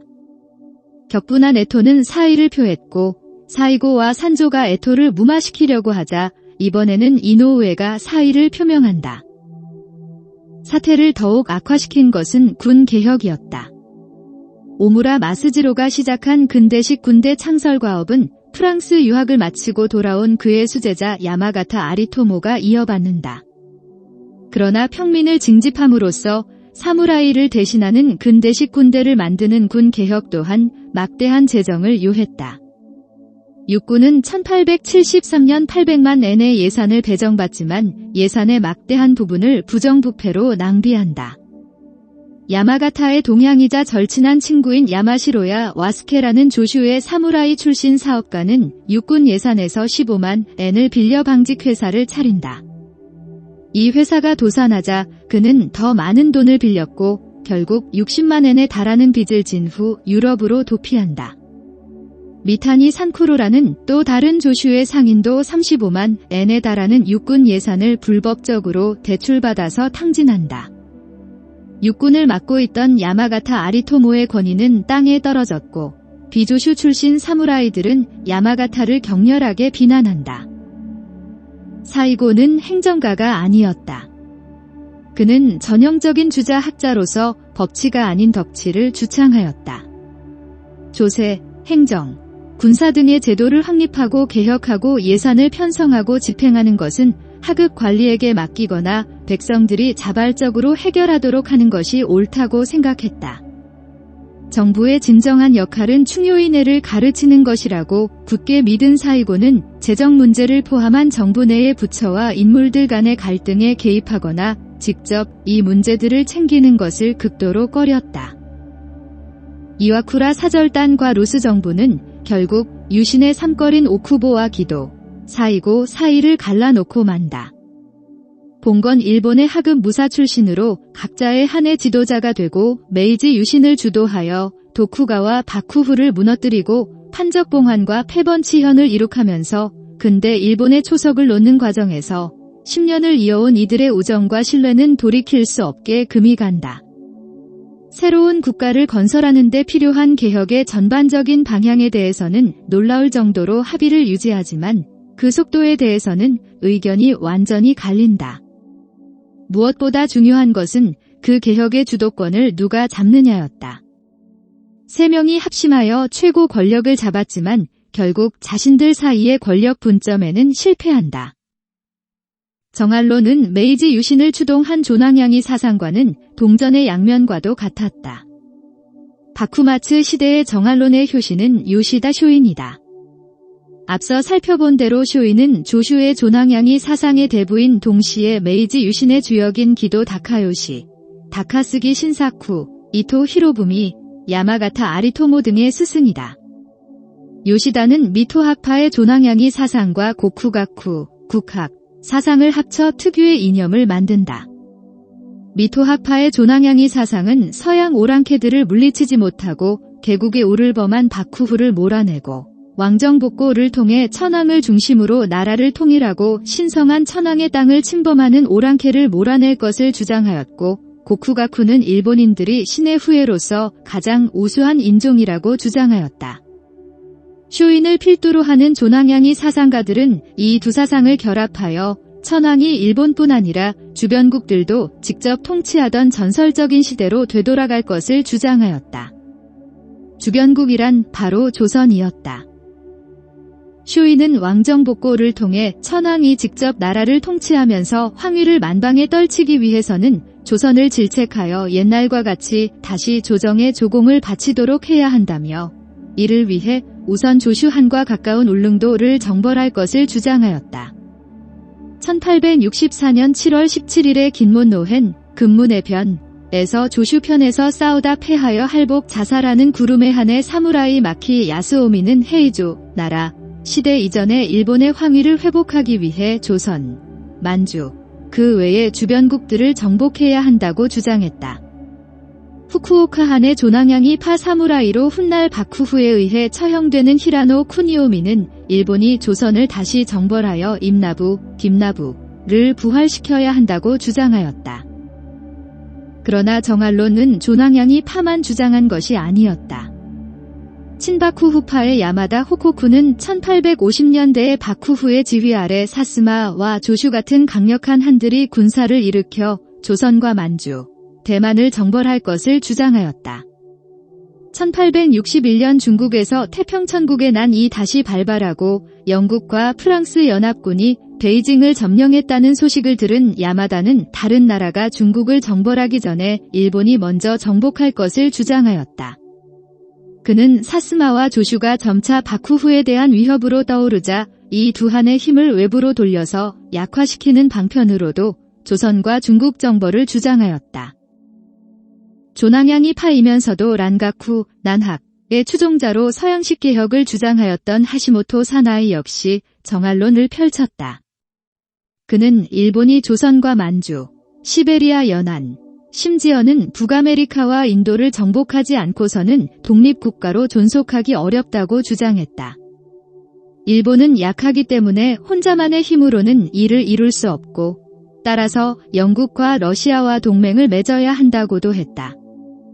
하시모토는 쇼인처럼 천황의 황위를 떨치기 위해서도 야마다처럼 바쿠후를 지키기 위해서도 아닌 지정학적 차원에서 일본이 서양 열강들 사이에서 생존할 수 있는 전략으로서 정알론을 주장했다.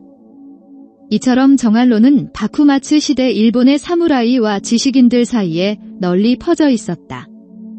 정알론이 구체적인 정책으로 발전하고 메이지 유신 지도층의 분열의 원인이 되기 시작한 계기는 전통적으로 조선과의 교역을 담당한 스시마의 처리 문제에서 비롯된다.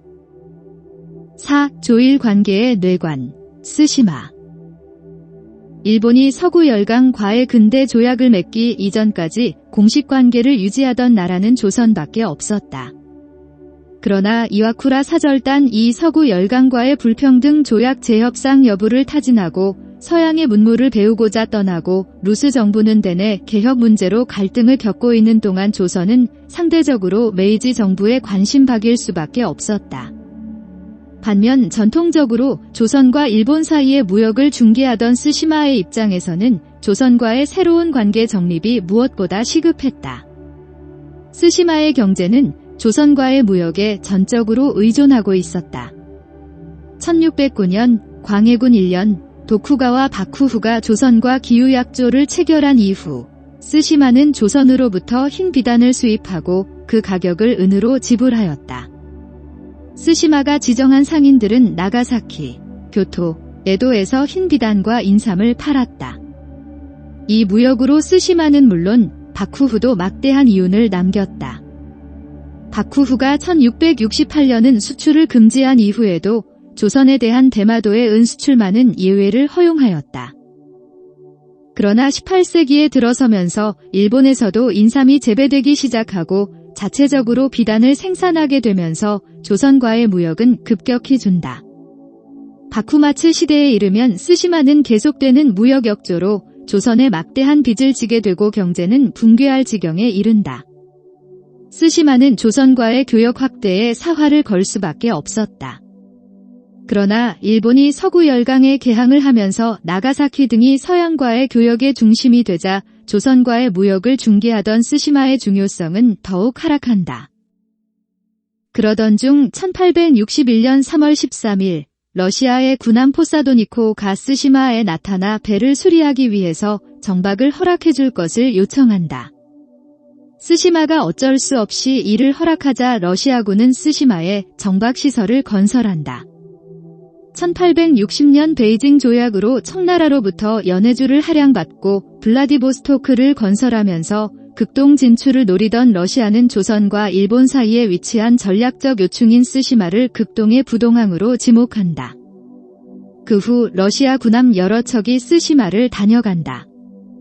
그리고 러시아는 스시마에 해군 기지를 건설할 수 있도록 땅을 영구적으로 불화해 줄 것을 요청한다. 스시마는 바쿠후의 대응책을 마련해 줄 것을 수차례 요청하고 바쿠후는 1861년 6월 스시마로 관리를 파견하여 러시아와 협상하지만 아무런 결론을 내리지 못한다. 그러자 역시 스시마를 해군기지로 사용할 것을 고려하고 있던 영국은 8월 말 군함 2척을 스시마로 파견한다. 영국의 장교들은 스시마의 관리들과 협상을 벌이고 선물을 주고받는다. 영국과 일본 간의 관계가 돈독한 것을 확인한 러시아는 9월 모든 군함들을 철수시키고 스시마에 기지를 건설할 계획을 포기한다. 스시마는 러시아 해군의 출현을 계기로 한이 처해 있는 경제 문제에 대한 근본적인 해결책을 모색하기 시작한다. 스시마는 러시아 해군의 출현과 영국의 개입이 스시마의 전략적 중요성을 증명한 것이라며 스시마를 개항항으로 지정할 것을 요청하는 동시에 전토이봉을 요청한다. 바쿠한 체제 하에서는 바쿠후가 외교권을 장악하고 있었기 때문에 다이묘의 영지는 독자적으로 개항을 결정할 수 없었다. 일개한의 항구를 개항할 경우에는 그 항구를 바쿠후의 직할 항으로 변경하고 그 대신 다이묘에게는 다른 영지를 하사해야만 했다. 말 그대로 봉토를 옮겨주는 이봉이 필요했다. 스시마는 위기에 처한 경제를 살리기 위한 방법으로 러시아 등의 외세 침략의 위험성과 스시마의 지정학적 중요성을 과장하여 규슈의 대토를 받고자 한 것이다. 그러나 1860년 이 나우스케가 암살당하고 전국이 조슈의 존왕양이 파에게 넘어가자 스시마는 전략을 바꿔 스시마가 양이, 즉 서양 오랑캐를 물리치는 데 앞장설 것이며 이를 위해 필요한 원조 제반을 바쿠후가 제공해줄 것을 요청한다. 1863년 이번에는 사스마의 쿠데타로 조슈가 중앙정치에서 축출되고 조슈 정벌이 일어나자 스시마는 바쿠후의 요구대로 한 내부의 친조슈 존왕양 이파들을 숙청한다. 그러나 조슈는 제2차 조슈 정벌에서 바쿠후를 상대로 승리하고 조슈 사스마가 주도하는 메이지 유신이 성공한다. 이로써 스시마의 입지는 다시 한번 극도로 좁아진다. 결국 바쿠마츠 시대의 혼란을 이용하여 경제 문제를 해결하려던 스시마의 계획은 수포로 돌아가고 스시마에게 남은 것은 여전히 끊임없는 적자에 시달리는 조선과의 교역뿐이었다. 메이지 유신 정부가 출범하자 스시마는 새 정부에게 조선의 외교사절을 파견할 것을 요청한다. 다행히 당시 스시마의 실력자 오시마 도모노조는 조슈와 협력하는 과정에서 기도 다카요시와 돈독한 관계를 맺는다. 기도는 강력한 정할론자였다. 조슈 조낭양이 파의 태도인 요시다 쇼인의 제자였던 기도는 조선 정벌이야말로 바쿠후를 타도하고 왕정복고를 하여 천황의 존엄을 되찾는 것과 일맥상통하는 일이라고 생각했다. 동시에 당시 수많은 일본의 안보 지식인들처럼 러시아, 프랑스, 미국 등이 조선을 차지할 경우 일본의 안보도 심각한 위협에 직면할 것이라고 믿어 무슨 일이 있어도 일본이 조선에 대한 영향력을 확보해야 한다고 생각했다. 그런 기도였기에 스시마가 조선과의 교역을 확대하기 위해 중앙정부가 보다 적극적으로 나설 것을 요구하자 기꺼이 조선 문제에 뛰어든다. 스시마로서는 비록 정부에게 조선과의 관계를 확대해 줄 것을 부탁한 입장이었지만 조선과의 교역을 독점하던 전통적인 지위를 어떻게든 유지해야 했다. 1868년 3월 오시마는 교토에서 기도를 만나 스시마가 새 정부하에서도 조선과의 교역을 전담하라는 천황의 교지를 받아줄 것을 요청한다. 4월 15일 조정은 다음과 같은 명령을 내린다. 이번에 왕정으로 일신되어 모든 외국과의 교제는 조정이 담당할 것이다.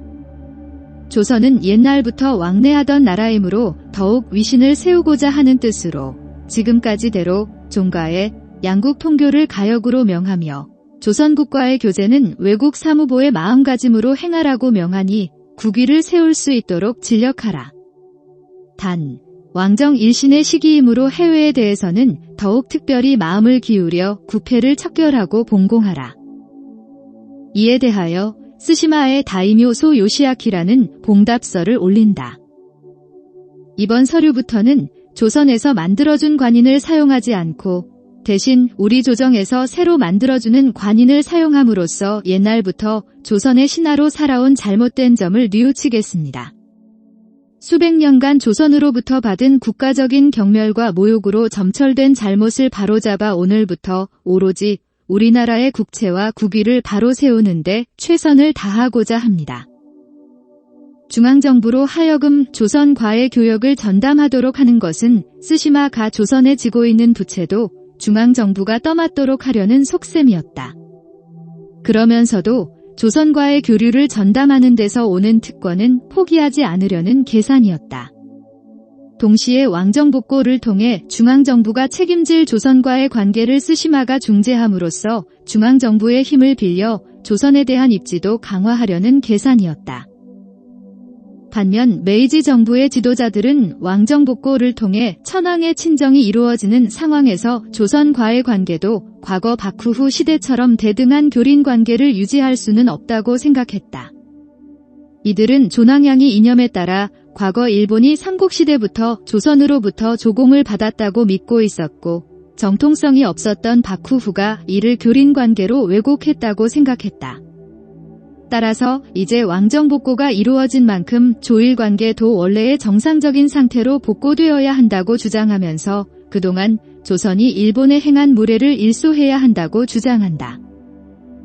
그러나 스시마의 거듭된 요청에도 불구하고 중앙정부의 외교를 전담하기 위해 새로 설립된 외무성은 조선에 대해 아무런 조치를 취하지 않는다. 1868년 6월에는 조선과 관련된 모든 사항을 오사카에 있는 외무성의 지부와 상의할 것을 지시한다.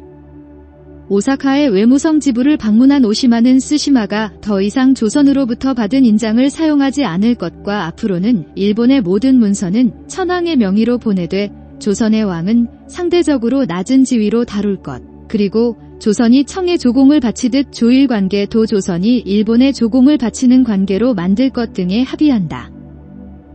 문제의 핵심은 스시마의 막대한 부채와 이를 탕감할 수 있는 중앙정부로부터의 경제적 지원이었다.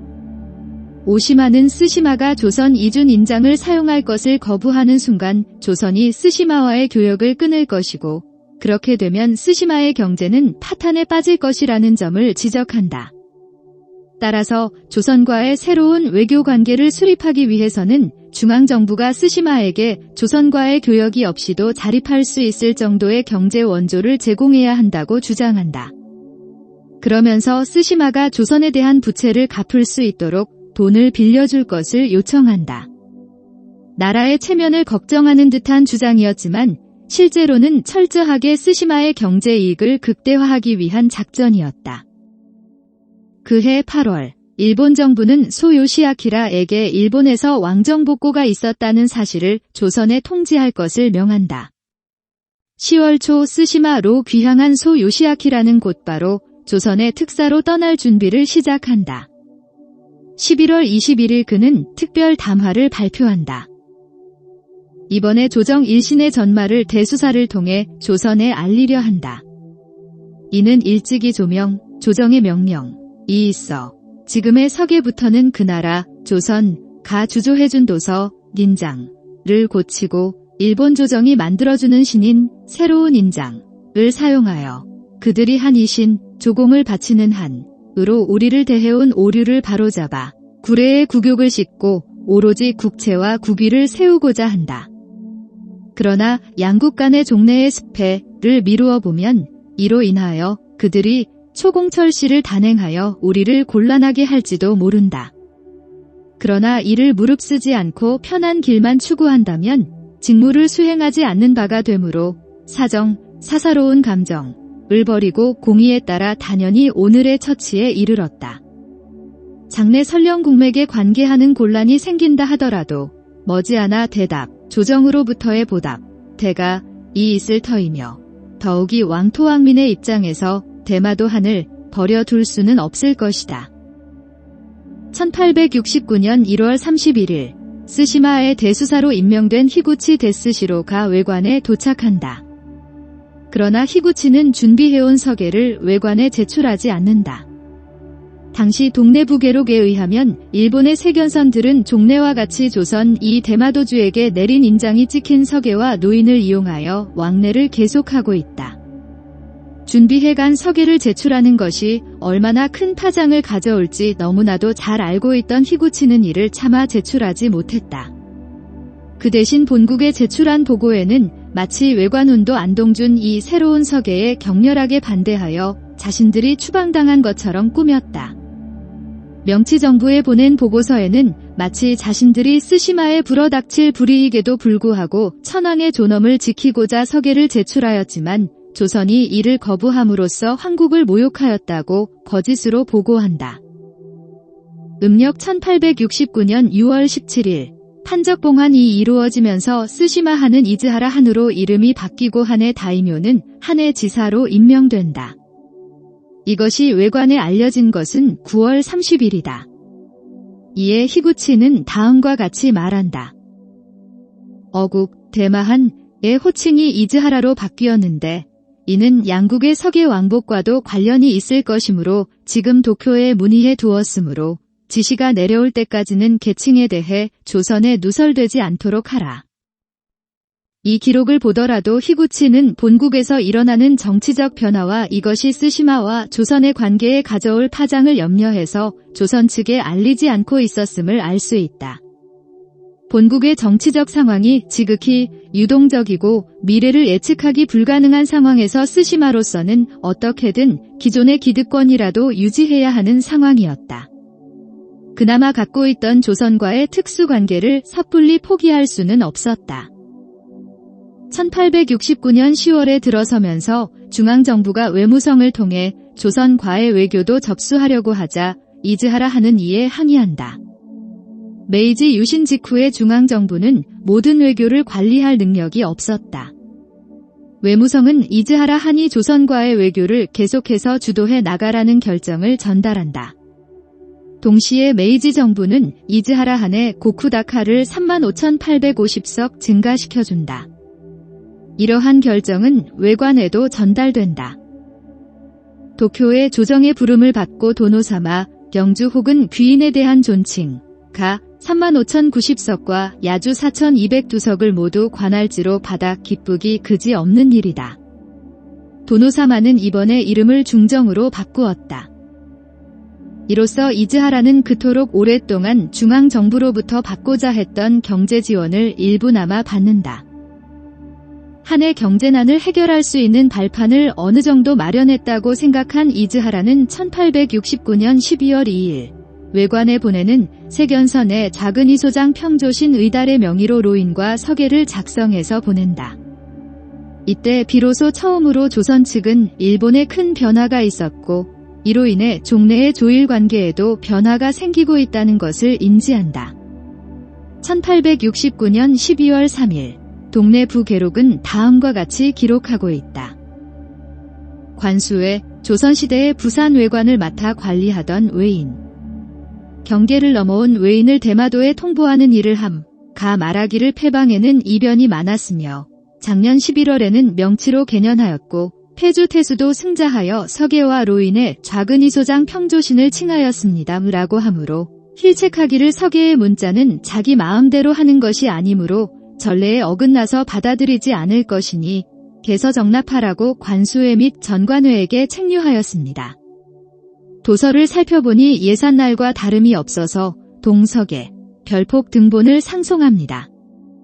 또 이번에 대마도주 평이달이 보낸 서계 중에 작은 이소장이라는 것은 혹 가원지례이겠습니다만 평자 밑에 조신 이자는 일찍이 없었던 대위격이므로 임역들에게 면하여 엄히 체규하도록 하여 속히 개수 정납하도록 하였습니다. 변정에 관계되므로 따로 등본을 의정부 3군부에 상송합니다. 그러나 이때도 스시마는 새로운 인장을 사용하지 않았다. 동래 부사는 다만 스시마의 다이묘였던 소 요시아키라가 메이지 정부로부터 새롭게 부여받은 작은 이소장 평조신 의달이란 직함을 쓰는 것을 문제 삼고 있다. 결국 스시마하는 조선에 새로운 서계를 제출하지 못한 것으로 보인다. 그러나 본국에는 자신들이 새로운 서계를 제출하였고 조선이 이를 거부함으로써 일본을 능멸하였다는 보고서를 보낸다. 이로 인해 일본에서는 정할론이 비등하기 시작한다. 5. 유신 정부의 대표적인 정할론 자는기도 다카요시였다. 스시마의 대조선 정책을 주도하고 있던 오시마 도모노조와 친했던 기도는 1868년 스시마가 조선과의 정책을 계속해서 주도할 수 있도록 도왔고 이때 이미 일본이 조선을 합병해야 하고 이것이 여의치 않으면 최소한 임나부라도 다시 설치해야 한다고 주장한 바 있다. 그러나 기도의 정할론은 실제로 조선을 정복하겠다는 팽창주의에서 비롯되었다기보다는 조선 정벌이라는 대외 정책을 통하여 대내 통합을 도모하고자 하는 지극히 도구적인 발상이었다. 당시 많은 일본의 정치인, 지식인과 마찬가지로 기도 역시 조선 정벌을 국내 문제를 돌파하는 하나의 방편으로 생각했다. 기도가 정할론을 본격적으로 주장하기 시작한 당시는 메이지 유신 세력이 바쿠후를 갓 무너뜨린 때였다. 당시 유신 정부는 도쿠가와 바쿠후의 영지만 접수했을 뿐 그 외의 한들은 여전히 독립을 유지하고 있었다. 바쿠후가 무너지자 대부분의 한들은 일단 메이지 정부에 승복하는 모습을 보였지만 이는 천황에 대한 충성심이 강하거나 유신 정부를 특별히 지지해서라기보다는 일단 사태를 관망하기 위해서였다. 바쿠후를 끝까지 지지하는 세력이 홋카이도에서 에조 공화국을 수립하면서 항전을 계속하고 있는 상황에서 판적봉화는 오히려 한에 대해 강력한 통제력을 발휘하던 바쿠후를 없애버림으로써 한의 독립성을 강화시키는 역설적인 결과를 낳았다. 일부 한들은 마치 작은 바쿠후가 된 양 독자 노선을 걷기 시작했다. 여기에 유신 정부에 대한 사무라이와 농민들의 불만이 팽배하면서 사무라이의 반란과 농민들의 밀란이 이어지자 직속 군대도 갖추지 못한 유신 정부는 전국을 장악하지 못하고 있었다. 유신 세력 내부에서도 사스마와 조슈의 권력 독점에 대해 도사와 히젠 등의 한들이 강한 불만을 표출하고 있었다. 오쿠보 도시미치는 자신의 고향인 사스마와 중앙정부와의 관계를 조율하는 한편 메이지 유신 성공 직후 낙향한 사이고 다카모리를 다시 중앙정부로 불러오기 위해 백방으로 뛰고 있었다. 기도 역시 메이지 정부의 반사무라이 정책과 대외 개방 정책에 대해 불만을 표시하고 있는 조슈의 여론을 무마하기 위하여 전력 투구하고 있었다. 이러한 상황에서 기도는 정알론이야말로 국론을 통일할 수 있는 가장 효과적인 정책이라고 생각했다. 조선과의 전쟁은 이념과 지역, 계급 갈등으로 사분오열되어 있는 일본을 하나로 묶을 수 있다고 생각했다. 조선과의 전쟁을 통해 강력한 천황의 군대가 형성되면 이를 이용하여 국내에서도 여전히 남아있는 봉건 잔재를 극복하고 통일된 중앙집권 국가를 건설할 수 있다고 생각했다. 1869년 1월 기도는 이와쿠라에게 조선에 칙사를 보내 일본에 대한 조선의 무례를 꾸짖을 것과 만일 조선이 말을 듣지 않을 경우에는 곧바로 전쟁을 일으킬 것을 제안한다.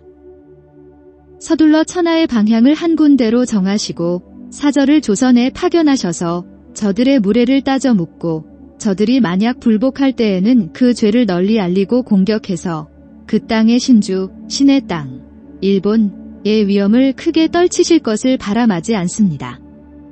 그럴 때에는 천하의 누습을 호련히 일변시켜 멀리 해외로 나아가려는 목적을 정하고 그에 따라 온갖 기회와 기계 등이 정말 실제로 같이 나아가고 또 각 내부를 서로 살피게 된다면 다른 사람의 단점을 배격하고 다른 사람의 잘못을 책망하면서 각자 스스로 뒤돌아보고 반성하지 않는 나쁜 패단을 완전히 씻어내는 데에 반드시 이르게 될 것입니다.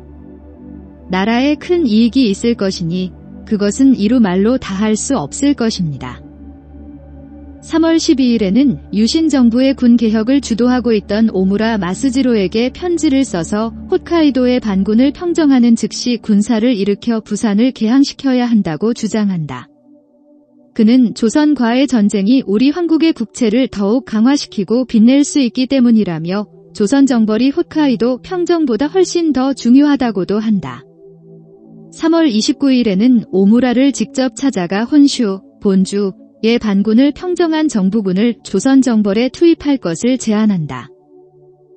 이때 스시마의 대차대수사가 조선의 외관에서 치욕적인 대접을 받고 왔다는 보고서가 도달한다.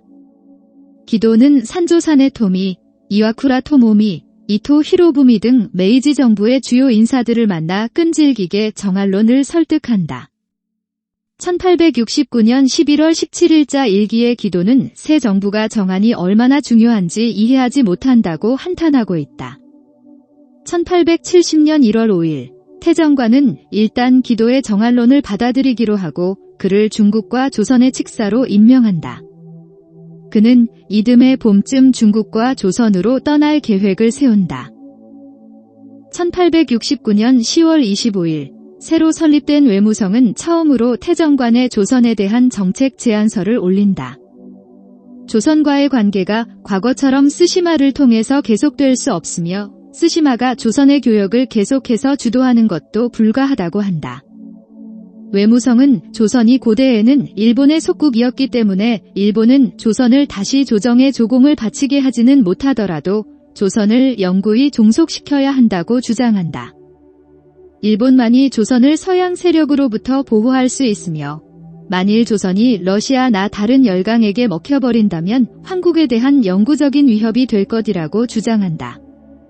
천황의 칙사를 조선에 보내야 하지만 조선이 거만하게 칙사를 받아들이지 않을 경우에 대비하여 군함과 군대를 함께 파견할 것도 건의한다. 그리고 그 사전 준비 작업으로 외무성 관리들을 스시마와 외관에 파견할 것을 제안한다. 이에 외무성 관리사다 하쿠보, 모리야마 시게루, 사이토 사카에 등 3명의 일본 외무성 관리들은 1870년 1월 7일 도쿄를 출발하여 2월 7일 스시마에 도착해 3주를 지낸 후 3월 12일 부산으로 떠나 3월 23일 외관에 도착한다. 스시마의 관리를 사칭한 이들은 20일간 외관에 머문 후 귀국한다. 이로써 조선과의 교역을 중개하던 스시마의 역할은 폐기되고 메이지 정부의 외무성을 통한 조선과의 외교가 새롭게 시작된다. 도쿄로 돌아간 후 이들은 외무성에 공동보고서를 제출하여 조선 이것으로는 청에 대해 충성하는 척하고 속국임을 인정하지만 아직도 숙명반청 정책을 견지하고 있고 대내외 정책에 있어서 실질적으로는 완전한 독립을 유지하고 있다고 보고한다. 조선은 골치 아픈 사안은 베이징에 보고하고 도움을 청하지만 일본과의 관계에 대한 것은 일체 보고하지 않는다고 하면서 조선은 교활하게 일본을 대할 때는 청과의 관계를 이용하고 청을 상대할 때는 일본을 지렛대로 사용한다고도 하였다. 사다, 모리야마, 사이토는 개별 보고서도 제출한다. 이들은 한결같이 조선 정벌을 주장한다. 사다는 일본의 황실을 모독한 조선을 정벌하고 죄를 물어야 한다고 주장했다. 그는 30개 여단으로 구성된 군대를 보내면 50일 안에 조선을 복속시키고 조선왕을 포로로 잡을 수 있다고 했다. 그는 프랑스가 조선을 오랫동안 가만 놔두지 않을 것이고 러시아도 조선을 주시하고 있으며 미국도 조선에 대한 나름대로의 계획을 획책하고 있다면서 일본이 한시라도 빨리 손을 써야 한다고 했다. 조선은 금광과 같으며 조선을 정복할 경우 일본은 더욱 부유해지고 군대는 강해질 것이라고 한다. 특히 불만이 가득한 무사들을 아무 일도 하는 것 없이 놔두는 것은 매우 위험한 일이며 이들을 하루빨리 조선 정벌에 투입할 것을 종용한다. 모리야마 역시 개혁에 대한 무사들의 불만을 발산시킬 수 있는 출구로 조선 정벌을 추천한다. 그는 구체적으로 사할린을 매각하여 그 대금으로 조선 정벌을 일으킬 것을 제안한다. 사이토는 정부가 조금 더 근검절약하면 조선 정벌에 필요한 자금을 충분히 조달할 수 있을 것이라고 한다. 외무성은 사다, 모리야마, 사이토의 제안이 너무 과격하다며 받아들이지 않는다. 그러나 외무부와 메이지 유신 정부 지도부 내부에서는 조선에 대한 무력 사용이 일본 내부의 많은 문제를 일거에 해결할 수 있는 만병통치약이라는 인식이 광범위하게 퍼진다. 조낭양이의 기치를 내걸고 바쿠후를 무너뜨린 메이지 정부가 서양의 오랑캐들을 몰아내기는커녕 오히려 개국에 박차를 가하는 모습은 수많은 사무라이들에게는 용납하기 힘든 모습이었다. 서양을 몰아낼 아무런 힘도 의지도 없는 메이지 정부 입장에서는 대신 정할론을 내세워 조낭을 추구하는 모습을 보이는 것도 조낭양이파의 비판을 우선 피할 수 있는 방법이기도 했다. 1870년 5월 외무성은 사다 등의 보고서를 기초로 태정관의 조선 정책의 3가지 대안을 제시하는 자체 보고서를 올린다. 첫 번째 안은 임시로 조선과의 관계를 단절하는 것이었다. 이를 통해 그동안 쓰시마 조선 관계의 잘못된 점들을 시정할 수 있을 것으로 보았다. 문제는 일본이 잠시라도 조선과의 관계를 끊는다면 그 사이에 러시아가 조선을 점령해버릴 가능성이 있다는 점이었다. 그럼에도 불구하고 지금같이 조선과 어정쩡한 관계를 지속하는 것보다는 일본이 충분히 힘을 기를 때까지 차라리 단절해버리는 것이 나을 것이라고 하였다. 두 번째 대안은 기도를 단장으로 하는 사절단을 조선에 파견하는 것이었다. 이 사절의 목표는 일본에서 왕정복고가 이루어진 사실을 통보하고 조선 정부와 새로운 조약을 체결하는 것이었다. 이 사절단은 두 척의 전함과 군사를 대동하고 가서 조선이 새 조약 협상을 거절할 경우 곧바로 무력을 사용할 것을 제안한다. 세 번째 대안은 조선 대신 청에 사신을 보내 청과 우선 조약을 체결하는 것이었다. 조선은 청의 속방이기 때문에 일본이 청과 대등한 관계에서 조약을 체결한다면 조선도 일본과의 불평등 조약을 거절할 근거가 없다는 논리였다. 더구나 일본과 청이 조약을 맺는다면 조선과 일본 사이에 전쟁이 발발하더라도 중국이 임진왜란 때 같이 조선을 도울 수 없을 것이라고 한다. 중국과의 조약 체결은 시급한 일이 아니지만 조선이 일본의 뜻에 복종하도록 하는 데는 좋은 방법이라고 한다. 외무성은 끝으로 태정관 이 지체 없이 새 정책 중 하나를 받아줄 것을 종용하면서 지체될 경우 일본의 국치가 계속될 것이라고 한다. 외무성은 두 번째 안을 가장 선호하였다. 이는 1869년 말 외무성의 또 다른 조선 담당자 미야모토 오카즈가 제출한 조선론이라는 보고서의 내용과도 동일하였다. 이 보고서에서 미야모토는 조선이 고대의 일본에 조공을 바쳤기 때문에 조선을 정벌해야 한다는 논리는 현대 세계에서는 적합하지 않은 사고방식임을 지적한다. 그는 일본이 조선과의 관계를 유지함으로써 얻게 되는 경제적 이익은 없다고 했다.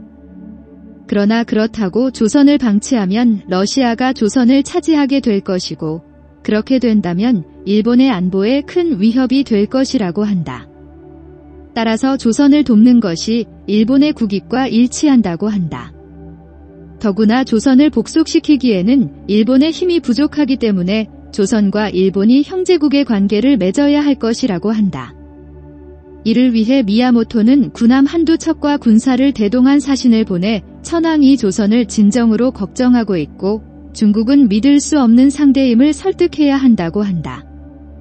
그러나 준 독립국인 조선이 독자적으로 다른 나라들과 조약을 맺고 유지하는 것은 도리에도 맞지 않고 비용도 많이 들기 때문에 조선은 일본이 서양 열강들과 맺고 있는 조약을 그대로 받아들이고 일본으로 하여금 조선의 외교도 맞도록 설득해야 한다고 하였다.